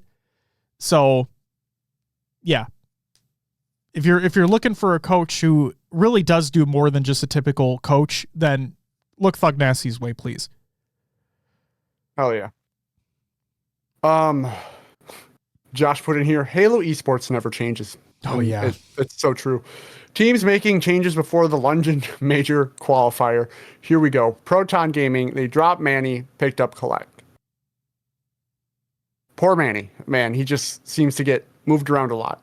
Yeah. Same with Collect. I mean, I can say the same for Collect. Yeah. So that means still deciding drop Collect, pick up Manny. They also dropped Diagram and picked up Monster. Real quick before you continue, Will, I put the word dropped here. That may not necessarily be the correct term to use. Yeah. But just for the sake of continuity and just for the sake of like the flow, I just used the word drop. Okay. Dropped could be released, traded. The person left, whatever it may be. Yeah. Thanks for the clarification. Yes. Good point. Thank you. Next up, Bittersweet drops Mortally, picked up Diagram. They also dropped Breaking Shot and picked up Yaxon. Sniping Lies has dropped Complexion, picked up Breaking Shot, which lasted a couple hours. So the Breaking Shot's gone, and they pick up Mortally. So, okay. So that means from Reversal Perfy, Yaxon's out. He was dropped, and then they pick up Breaking Shot. So I tried to keep them in order. Like, yeah. One person drops this, they pick that up, they drop this, they pick that up, so on and so forth. Yeah, man. Rostermania and Halo. It's hand in hand, man. It never stops. Sure. You think things are gonna smooth out for a second, and then here we fucking go. No. So like Shurzy said, Rostermania when people have flights and accommodation paid for is wild. Yeah. So here, okay. I'm gonna be an asshole for a hot second.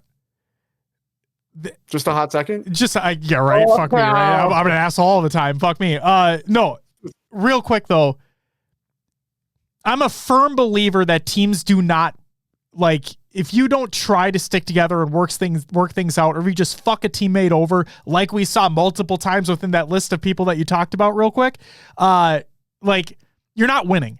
Yeah, I don't know what your plan is, and you're not like you're not breaking top 6. Like, you probably not breaking top 8. Like, what's your plan? I don't know what you're planning on doing here. This isn't gonna help you. Like, okay, tools. The proton thing makes sense. The proton, they're kind of a step above the rest of them, the rest of the teams that we're talking about. But like that, yes, proton, notwithstanding. Okay. Have a lot of respect for Manny, especially what he's been able to do over the years with that Native Red squad. He was great with them. I do feel like he's getting shafted a lot, but have a lot of respect for Manny. Have a lot of respect for Collect as well. Proton notwithstanding, right? But like,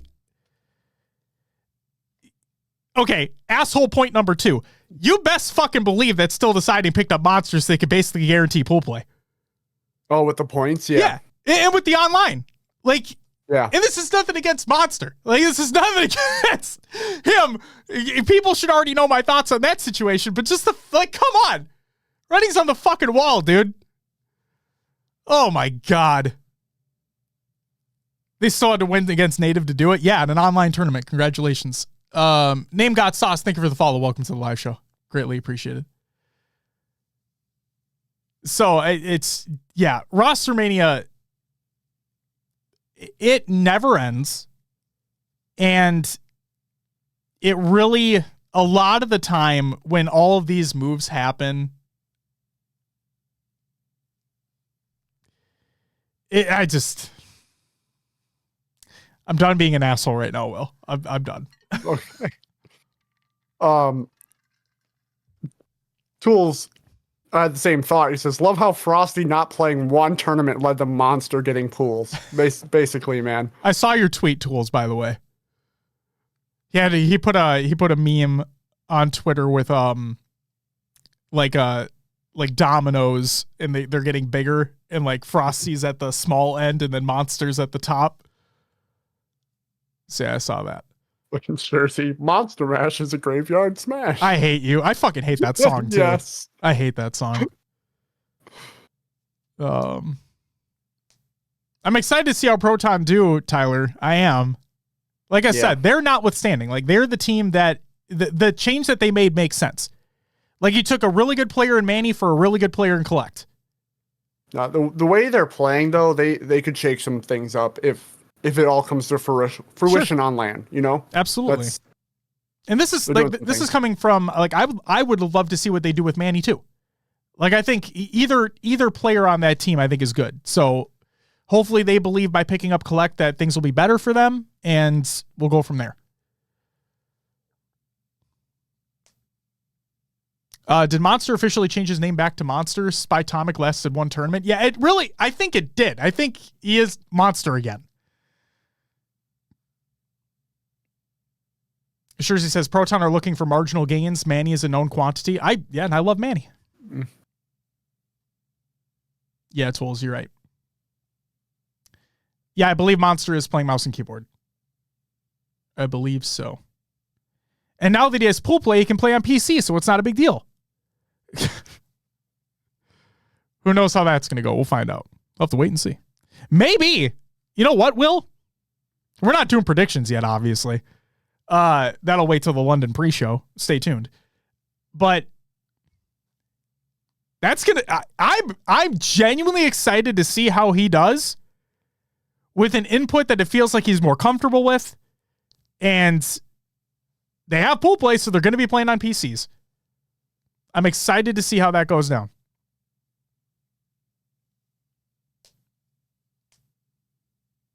It'll be fun. We'll see. We'll see what happens. All right.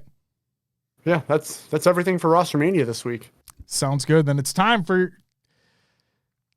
We're not stopping now. It's time for your upcoming tournaments of the week presented by noobcombo.com. Check out Noob Combo. Oh, wait, you can't anymore. Shout out Matty Rubs. I tried. Fuck.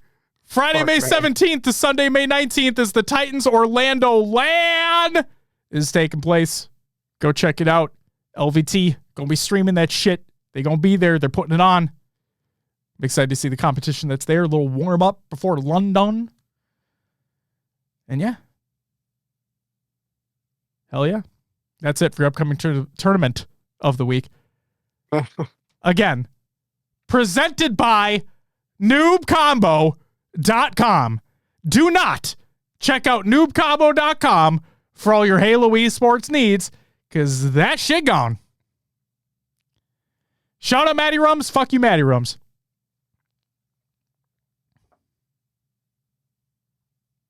Wonderful.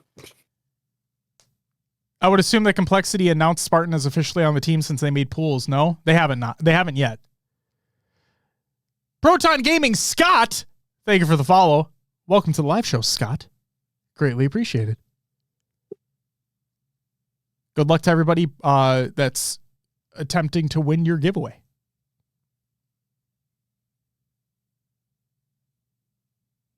Nor has Sentinels confirmed precision. Yeah, so Instincts, we know that's because of what we talked about last week. Spartan had signed his release, so he is officially, from him, of course, Sentinels doesn't fucking post anything. Spartan has said that he's no longer with Sentinels. I can't speak right now. But the precision thing, I bet that there are still contract talks that need to happen. Like, T's haven't been crossed, I's haven't been dotted yet. I really can't fucking speak right now. I'm sorry. So, stay tuned. It's only a matter of time. Only a matter of time. Will, Scrim Tournament League recaps. What do we got? As always, scrims are available for all regions at halodatahive.com. Go check out Halo Data Hive for all your Halo statistical needs. You nailed it, Will! Yeah! Let's go. First up, for tournament recaps, we have Hydra Gaming Queens Fellowship 4v4 results. In fourth place, we had Insomnia, which included Veronica, Generic, Zev, and Hope Winter. Third went to Last Minute. This was Blood Reina Cosmic, Miss Heartbreak and Ariza. Second went to Hydra Kaiju. This was Janelle, Minx, Ideas, and Miss Rogue. And first went to Need Eights Bad. This again was Queen, Divine Damsel, Cranberry, and Pink Sakura. Josh, never mind. I'll just go over this one and onto the topic. Yes. Next up, HCS Open NA Day 2. This was the Thursday event that took place. The number 3 results. Your top 8. In 7th, 8th, we had Bittersweet. At the time was Envor, Mortally, Piggy, and Yaxon. Cloud9, Sab, Zeptifies, Spectre, Tusk. 5th, 6th went to Native Gaming, APG, Barcode, Gilky, Mikwen, and FaZe, Frosty, Renegade, World 2, Snakebite. 4th went to Space Station, Bound Eco, Legend, Stellar. Sentinels coming in 3rd in this event, Booba Dooba, Falcated, Lethal, and Precision. 2nd went to Shopify, Rebellion, Cycle, Mental, Soul Snipe, and Suppressed. And 1st place, Optic Gaming, Dead Zone Formal, Lucid, and Trippy, back on top for a week. They are back on top indeed. Yeah, I mean, it did go to Grand Finals bracket reset, where Rebellion took the first one in Game 5, making it 3-2, but then Optic came out and 3-0'd in the second. So we'll, I'm at this point, I just want LAN to be here and see how these teams perform and what they do. Could not agree more. Will I am. Yeah. Sorry, I'm just updating because they finally put out their official graphics, so I'm just updating a couple things in the show notes, so I apologize. Perfect. Yeah. Mystic Instinct. Optic decided it was time to try in the reset. Yeah, and yeah. Rebellion has more pressure to perform on LAN now. Do you guys feel like they have something to prove just because of what they've been doing online?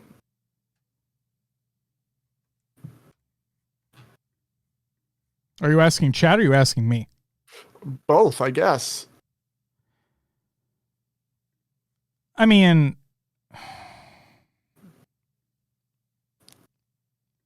yes and no. Yeah. Instinct says not to prove, but to back up after, that's a good way to put it. Yeah. 3 online grand finals back to back to back. So yeah, there's something to say there, but not all teams performed or played in all of those events, right? You're correct. Not all teams played, not all players played. Yeah. Something to keep in mind too. They are online. The gameplay is different from online versus LAN. We know that. So it's a bunch of different factors. Yeah. I have, like I said, we're not doing predictions or anything right now. I have a lot of things to look over before we do anything like that. But I will say, I like how they did at Arlington. And I'm assuming that teams just continue to get better throughout the year as they continue to improve with the meta on LAN. Interference in there. We get to see it for the first time on LAN now. It's going to be, I'm waiting. Patiently waiting. Lumberquack, thank you for the brand new sub. You get a woo! Greatly appreciated.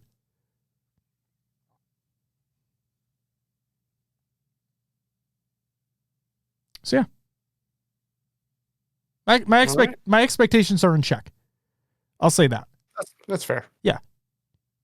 And that's not to say like I don't think they're going to perform poorly is what I'm saying. You know what I mean? Yeah. Yeah. I got you. My expectations are in check. So fuck yeah. All right. On to the topic. Well, I think you're right. I think it's time to go to the topic. So, as per usual, I'd say, Will, is that correct? Want to do back and forth? Oh, yeah, sure. Like we usually do? Okay. So, do you want to kick us off with Australia, New Zealand? You got it. Australia-New Zealand Open Championship took place. In 4th, we had Team DSR, which was Chef, Crispy, Spectre, and Cheesin. 3rd went to I'm BBR, which was Madzi, Junior, Benji, and Benno. 2nd went to Fury, Noobles, Middo, Man of Chicken, and Rated. And 1st... Can I do it? Can I do it? Just fucking do it. All right, hold on. Let me find it. I wasn't prepared. Sorry. Especially with their performance. Yeah. So, Will, who was it? Who took first? Mind Freak. Are you ready? Fuck yeah.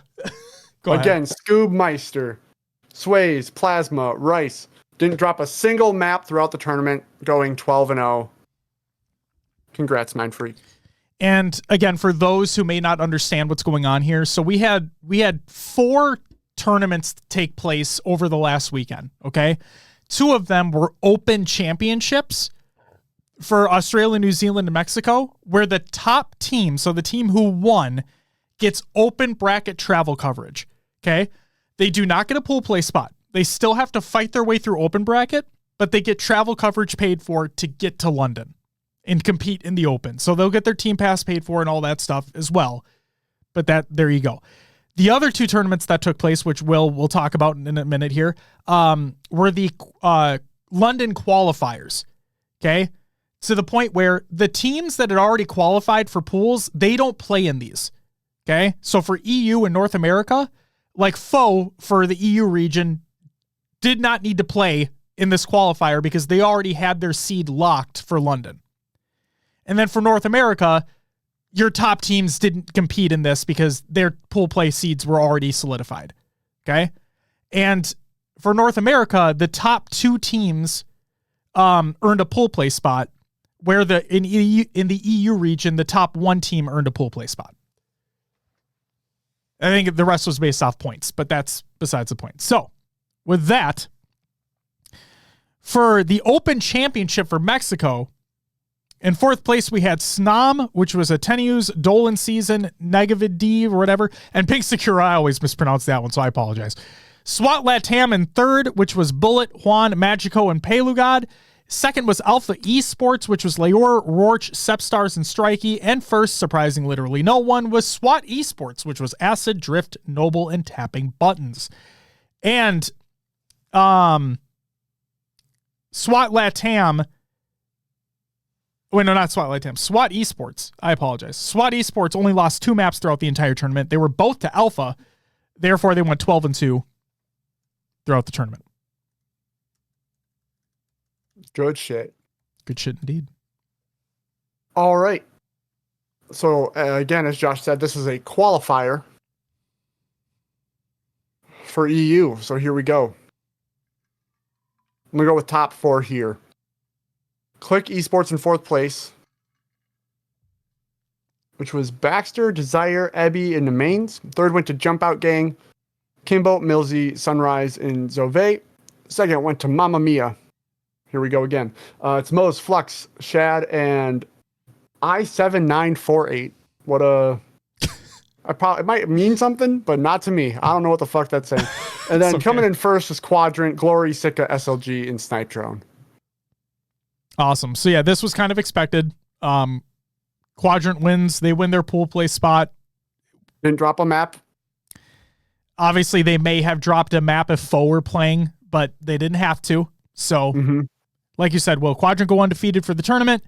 They earned their pool play spot as well.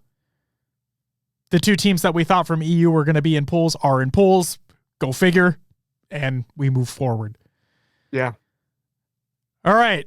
So the big one here, North America. Again, this is the major qualifier as well.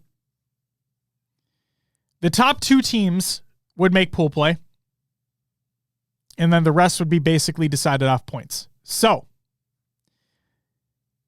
I'm going to read through them all. In 7th and 8th, we had Cloud9, which was Sab, Septify, Suspector, and Tusk. And then Bittersweet, which was Diagram, Envor, Piggy, and Yaxon. In 5th, 6th, we had Reversal Perfy, which is Breaking Shot, Cherished, Common, and Haynes. And then Sniping Lies, which was EZHO, Ivanized, Mortally, and Sylvanic. In 4th, we had Native Gaming, which was APG, Barcode, Gilkey, and Mikwen. In 3, we have Still Deciding, which is King Nick, Manny, Monster, and Rammy. 2nd place was Sentinels, Boo Boo Doo Boo, Falcated, Lethal, and Precision. Again, they earn a pool play spot. And then we have Proton Gaming taking 1st in the online qualifier, which is Druck, Collect, Last Shot, and Tolek. And again, they also earn a pool play spot. So there you go. Also, another thing to point out here, all the VODs and the brackets are included in the Google Doc of the show. To the show. Huge shout out as always to everybody that puts the streams on. LVT got to give a special shout out there because they had their massive amount of streams that were taking place for all the matches. So shout out to them. All of them are included in the Google Doc of the show to the show, as well as others. Go check them out. Go check them out. Will anything surprise you? From the tournament this weekend? Yeah. Kind of putting you on the spot, but I'm curious. Anything surprise you? I'm gonna be honest, Josh. I was not able to watch most of it. I caught a little bit here and there. It's okay. So, no, I guess. No, it's fine. I'm glad Sentinels were able to perform and get second and get into pool play. Mm-hmm. I really like the way Lethal has been playing lately. I don't know if the change has freed him to do more or what, but yeah, just keeping an eye on Lethal. I hope his performance continues on the land coming up. I like keeping an eye on Lethal. That sounds good to me. Hell yeah. Hell yeah. Oh no. What about you? Anything surprise you then? No, not really. I mean, we talked to Mikwen earlier in the show, so obviously from what he was talking about, on the one hand, it kind of makes sense where they ended up, but at the same time, would have wished they would have made it into pools. They're going to have to go through open. Real quick here, we can say, because the HCS did put the tweet out, I'll make sure to include it in the show notes as well, but Cloud9 and Still Deciding had both made it into pool play as well. Again, Cloud9 being Sab, Septify, Suspector, and Tusk, and Still Deciding, which is King Nick, Manny, Monster, and Rami. So they both have made it. Those are both based off of points. So they will be in pools. And I believe it was said earlier in chat as well. But yes, that also means that Monster and Woodham will be playing M&K in the same pool. So that could be really fun to watch. So, hell yeah. But we'll have more to talk about with pools and whatnot when we get to our London pre-show, which is just a couple weeks away, Will. Just a couple weeks away. Also, I'll just tease here. In the process of getting something set up for our 343rd episode. Episode 343. Get it? Because the name of the company. So, in the process of potentially setting something up for that. So stay tuned. Not going to say what it is because it might not happen. But there you go. Will, I think it's time we get into some regular news. Halo Infinite update by Halo Support. This is again for May 7th. The featured rotational playlist is Corrosion 24/7 has been rotated out. Cool. Arena rotational Social Slayer has rotated in. BTB rotational Big Team Heavies has replaced Big Team Social. Big Team Heavies now features the new maps from the BTB refresh. That's Fortitude, Insolence, Obituary, Refuge, and Thunderhead. I have no fucking idea if they work with heavy variants of shit. And I doubt they tested it. So who gives a fuck? You know what I mean? That was kind of mean. Whatever. Ranked rotational. The end date for ranked snipers has been extended from May 28th to June 4th. So now you have some more time to play ranked snipers. Look at that. That's for you, ranked snipers fan. And to all you non-ranked sniper fans, well, fuck off, because it ain't for you. All right. And then Halo, The Third Life. This is by 343. No, it's not a new breath of fresh air into Halo Infinite. No. This is an audiobook or a PDF format if you're interested. Halo the Third Life begins on October 28th, 2558, immediately following the awakening of the Guardian on Lake of Three at the end of Hunt the Truth, and continues through the subsequent year as Cortana's uprising begins to alter the axis of power in the galaxy. So again, it's an audiobook or there's a PDF format as well. Link in the Google Doc of the show notes of the show, ! Show notes in chat. Go check it out! Or don't. I don't fucking care. That's up to you. That's it for the regular fucking news. Guys, watch! The Rockers suck, and we're in loser's bracket. It's time for Will's Adventures of the Nailovers. And other games, too, for me. Will, what'd you play last week? I've just been playing Infinite. That's all I really had time for. By some stroke of luck, the 2 and 4 first minions made playoffs for HRL on Thursday. So, oh shit. We're in the playoffs? Like, we what? Talking playoffs or what? So yeah, game coming up. I'll most likely be doing what I can. I don't know how it's gonna go. We're gonna try our best.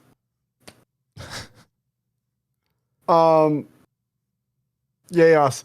And then I'm still grinding for career rank. Okay.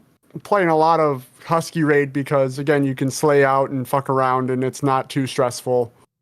Some games are stressful because social tends to be worse than ranked sometimes. Don't know why that is, but it is. And then what else? I'm playing with friends, you know? Yeah. Trying to grind through ranked. Some having some bad days, having some good days.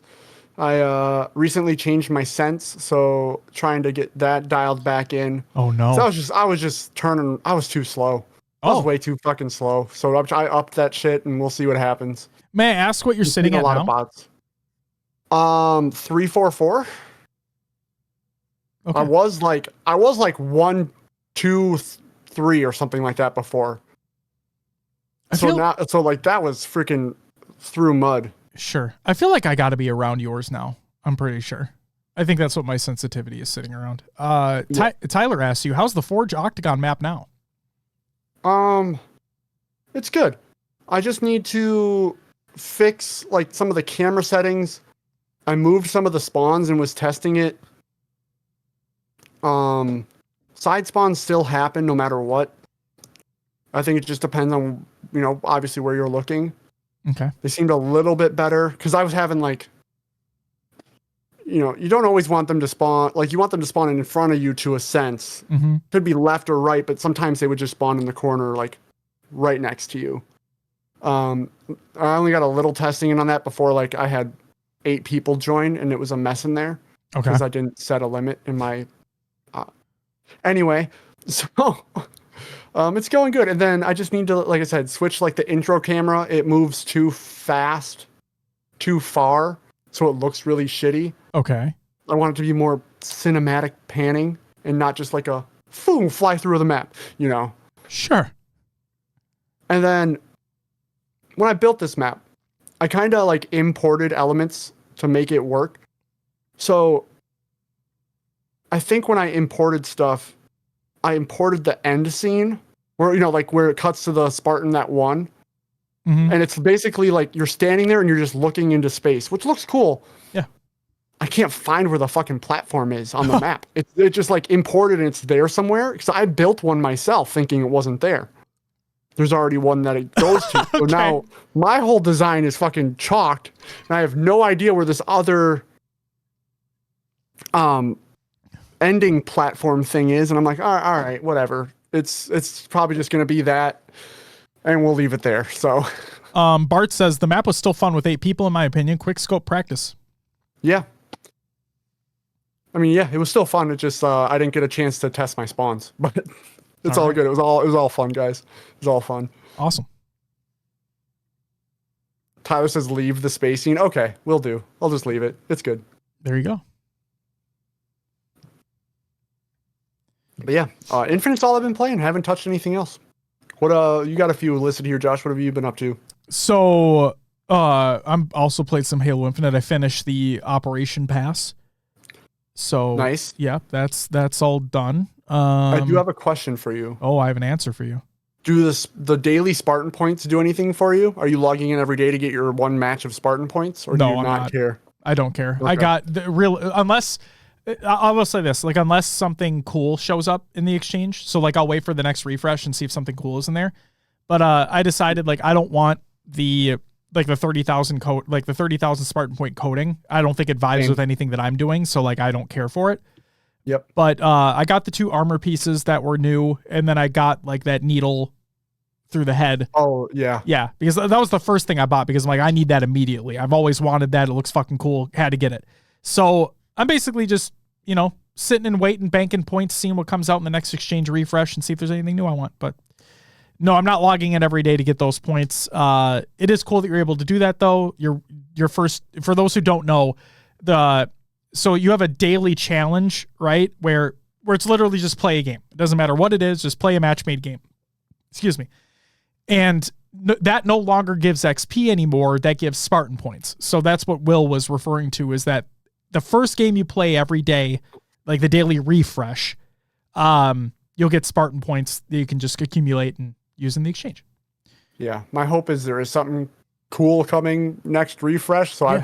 I've been grinding to like, maybe that 30,000 point thing is like everybody has to have it. And if I just save up now, I can get it quicker. It's like when Zur sold Gallarhorn and nobody thought it was cool until it was the best fucking gun in the game. Yeah, absolutely. God, I remember that. Yeah. Good times. Oh my God. John says cat ears are down to 700 credits. Just saying for those that don't have them. Oh God. Glad to hear it, man. Fuck yeah, daily deals, Yeah, John, it was the first week Zur was there too. That's the funniest fucking thing too. Literally the first week Zur was in Destiny and he sells the best fucking gun in the game. Arguably the best gun in the game. The best for boss damage by far. So, yeah, crazy. Also, like I'll hit on a couple of things here.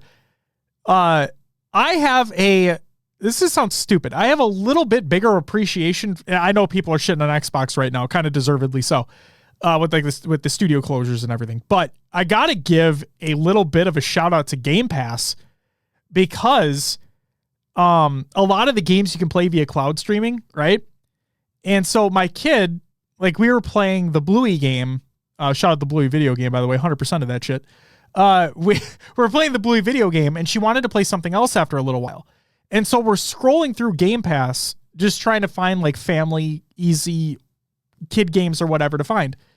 And Lego 2K Drive is on there, which is a Lego racing game. Kind of in the vein of like a Forza Horizon. So open world, a lot of mini things to do. You can break everything. It's really cool. I had played it solo. Like I played it personally before. I thought it was a pretty good time. But you can also play it via the cloud. So since I didn't have it installed, I'm like, instead of sitting here waiting for this to install, let's just see if this works out well, because I have everything connected wired to internet, so it's not wireless, so latency should be fine. And it was flawless. I was literally in 2 seconds. She was able to drive around, fuck shit up. It was a good time. And then Awesome. yeah, it was fucking cool. And then they had the fucking Paw Patrol games on there. We got like 2 seconds in before mom wanted to do something, so that was besides the point. But just the fact that you can literally load into a game in like less than 20 seconds and be playing right then and there, no install, no nothing. Now, it all depends on your internet connection, like if you're going to have latency or whatnot. Okay, so let's make sure people understand that. But just the fact that I'm in my living room, my Xbox is hardwired, let's scroll through Game Pass. Oh, you want to see what this game is like? Click play, and you're in 20 seconds. I love that. For the attention span of a 5-year-old, it's fucking sick. So, shout out Game Pass. Also, me personally, playing some more Hades. Not the second one, just the first one. Because I've never beaten the first one. So, just working on that. It's a great time. I genuinely mean this. I think Hades, the first game, and the second one, because I've seen it being played. But, like, Hades is one of the best looking games of all time. It has one of the best art styles I've ever seen in a video game. And it doesn't, in my opinion, it didn't fucking matter what screen you play on. Like, that game looks phenomenal. So if you haven't played Hades, obviously the gameplay is amazing, but the visuals are just wow. Also playing some Last Epoch because I kind of fell off Diablo 4. For those who don't know, Last Epoch is a top-down ARPG, like a Diablo, that type of stuff. And I will say, one of my biggest gripes with Diablo, although Diablo has a much better story, one of my biggest gripes with Diablo 4 is that it's just, you know, reds, blacks, and browns. Okay? Which again, it's demons. I get it. You're in hell. I completely understand. And I've talked about this before. One of the reasons why I like Diablo 3 so much is because they had color. Well, Last Epoch has a lot of color. So that's automatically a standout for me. But no, I love the amount of different builds that you can do in Last Epoch. I know people say how easy it is. I don't fucking care. It's a great pick up and play. It works really well on Steam Deck with controller controls. So yeah, shout out Last Epoch. Playing the fuck out of that. Bradley, thank you for the follow. Welcome to the live show. Says, where's Walshy to school these nerds? Yo, dude, he's right here. That's a joke for OG listeners right there. Yeah, Halt, I loved unlocking the map as well in Diablo. I just fell off it because it all just looked the same. Like, I wasn't getting a lot of build diversity. All the environments look similar. I'm just like, you know what? I'm okay. Bart, you're playing Ni no Kuni? Yeah, I saw both of those are available on Game Pass as well. It's fucking sick, dude. Just sick. All right. That's all I played. Very nice. Fuck yeah. It's time for some shout-outs. Real quick, again, Mikwen, thank you so much for being on the show earlier. Greatly appreciated. Shout out to you. Happy belated birthday to Puckett, Bravo, and Dean, a.k.a. Deranged Native, a.k.a. the owner of Native Gaming. So shout out to you guys. Happy belated birthdays. Shout out to everyone who followed and subbed during the live show.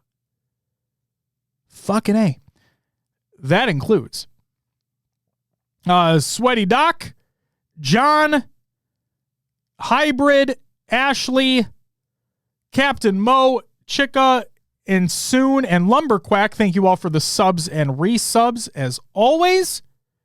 And then Jen Cole, Doovy, Max, Bruff, Drondoli, Chewy, 50 Shades of Simon, Soon, Woodward and Coney, Namgot Sauce, Proton Gaming, Scott, and Bradley. Thank you all so very much for the follows. Greatly appreciated. And Daddy, thank you for the bit earlier. Fucking A. You all get a woo! Greatly appreciated. Can you say it's like taking candy from a baby? Wait, the baby would put up a better fight. I know that wasn't in his voice, but there you go. You're welcome, Bradley. That was for you. Thank you, Hybrid. Thank you for being here. Greatly appreciated. Halt! Thank you for the 10-month resub. You get a wow! It's a weird one. Why not?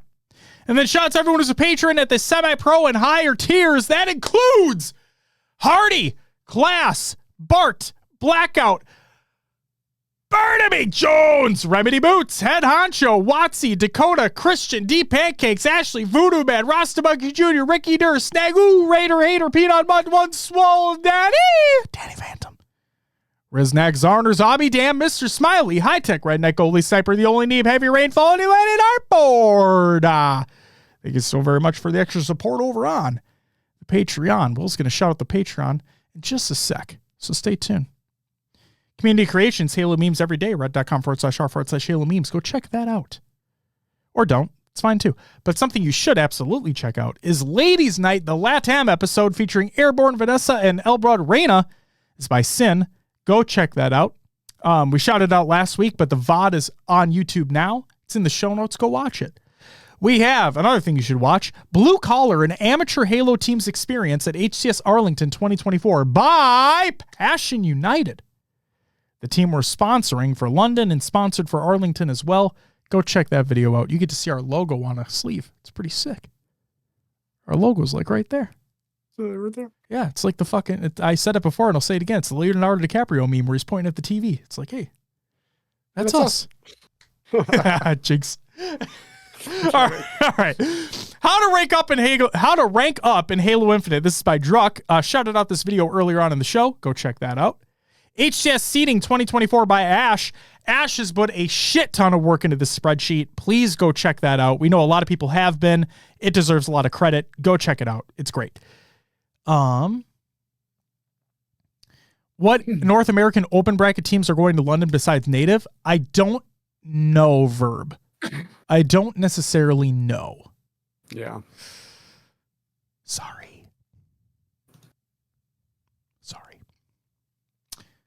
Hey, Will. Do you like the pit? At times. Would you like it if it was smaller? Maybe.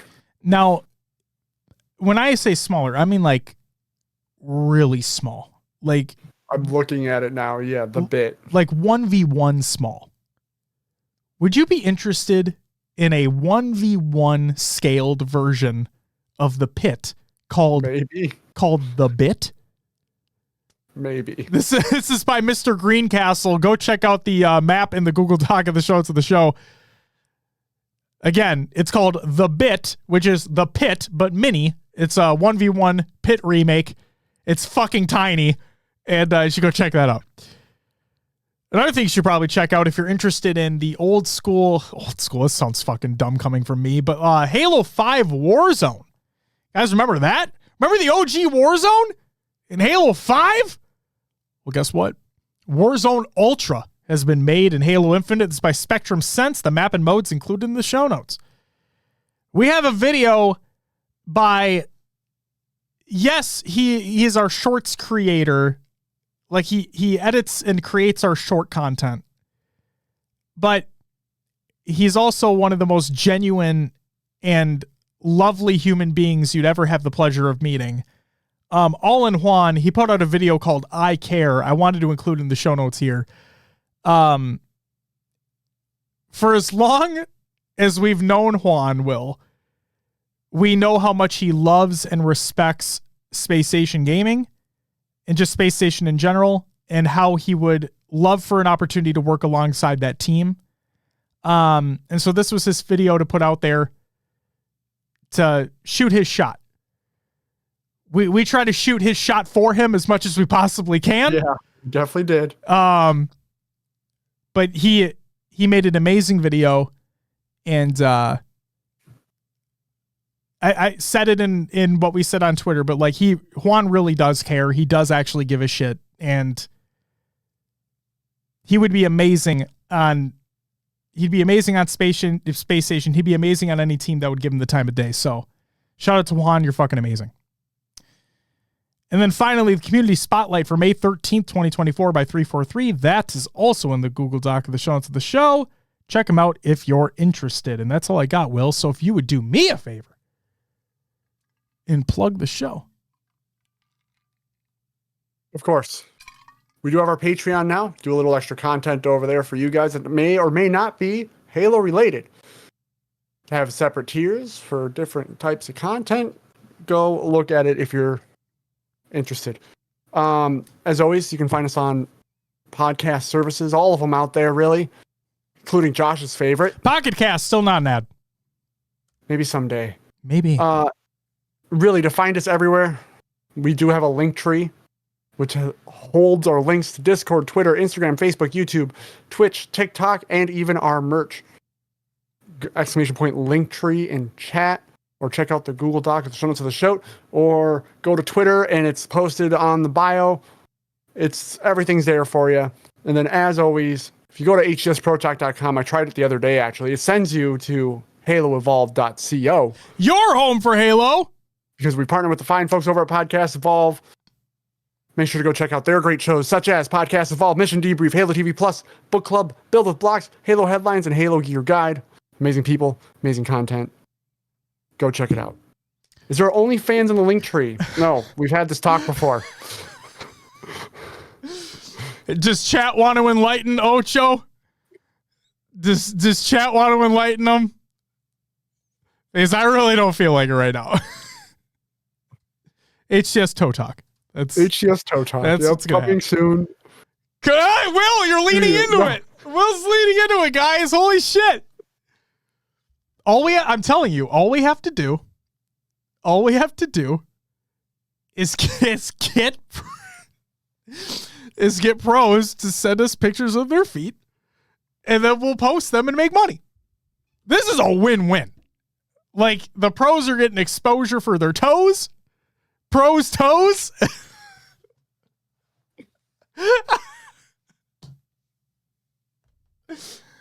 And we get money. So fuck it, you know? Yes, Eli's toes are out there. I remember that. Yeah. Eli. I'm sure Mikwen. We just had him on. He might volunteer. Yeah. Austin, if you're I still love how listening. you put Austin in that shit. It's like he's going to volunteer. Oh my God. Shurzy said start with Tony. Oh, Oh my God. great idea. Fucking pros toes, dude. It's great. Oh my God. All right. Guys, ladies and gentlemen. What, Will? What? What were you going to say? Go ahead. Nothing. That's it. That's all we got. All right. Fuck yeah, dude. To everybody that's tuning in live, thank you so very much for being here. Again, shout out to Mikwen for being on the beginning of the show to talk about some things. Greatly appreciated. Make sure if you missed it, go watch the beginning of the show. It'll be included in the audio version. It'll be included on the VOD as well. So make sure you check those out if you missed it, if you're interested. And I'll say this as well. So long as everything still is scheduled the way it should be, okay? Will, you already know. But I do. As long as everything remains scheduled the way that it should be, you guys can expect a special episode to go live later this week of the show. Okay? I'm not going to, I cannot 1000% confirm just in case scheduling conflicts happen. But in the event scheduling conflicts do not happen and everything goes according to plan, you can expect a special episode to go live later this week. I'm not necessarily going to say what it's about because, again, in case something changes, but just stay tuned. It's something that we've had planned and in conversation for years. I think literal years at this point. Years. Will, yeah, you're not wrong. Yeah, so just wait for that. Astern Clam, thank you for the follow. Welcome to the live show. Greatly appreciated. It's not to launch HCS Toe Talk. No, this has been something that we've literally been in conversations with for the past couple of years. We just never fucking found time to do it, and we're finally found time to do it. As long as everything works out, okay? That's all. Yeah. So again, to everybody tuning in live, thank you so very much for doing so. For those taking the time out of their day, their week, whatever it may be, to listen via the audio service, via the VOD on YouTube, thank you very much for doing so as well. For those that are live with us right now, we're going to go rate up PD, Pure Delight.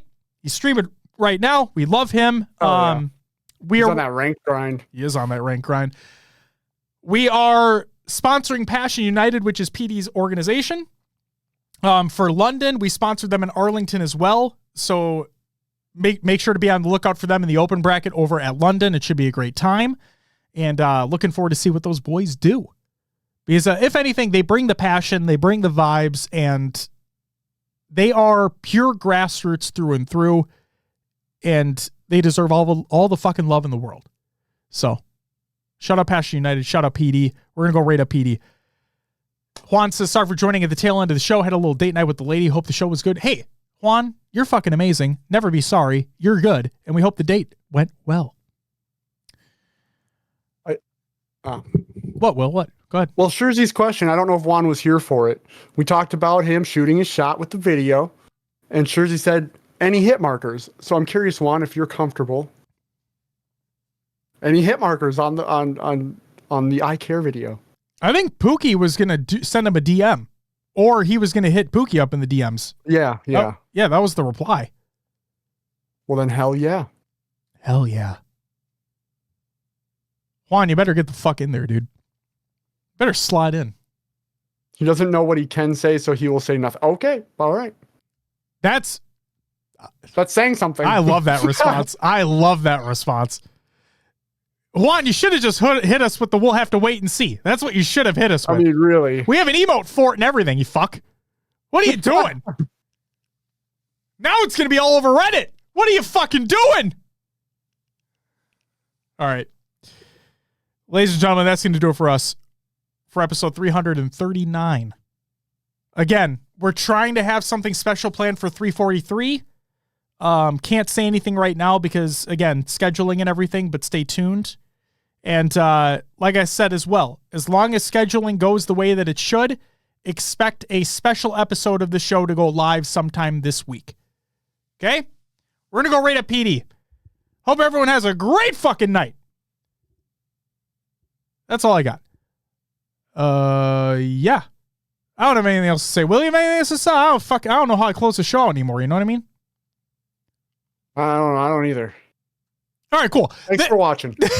Awesome. That's going to do it for episode 339. We'll see you next week. But until then, bye-bye!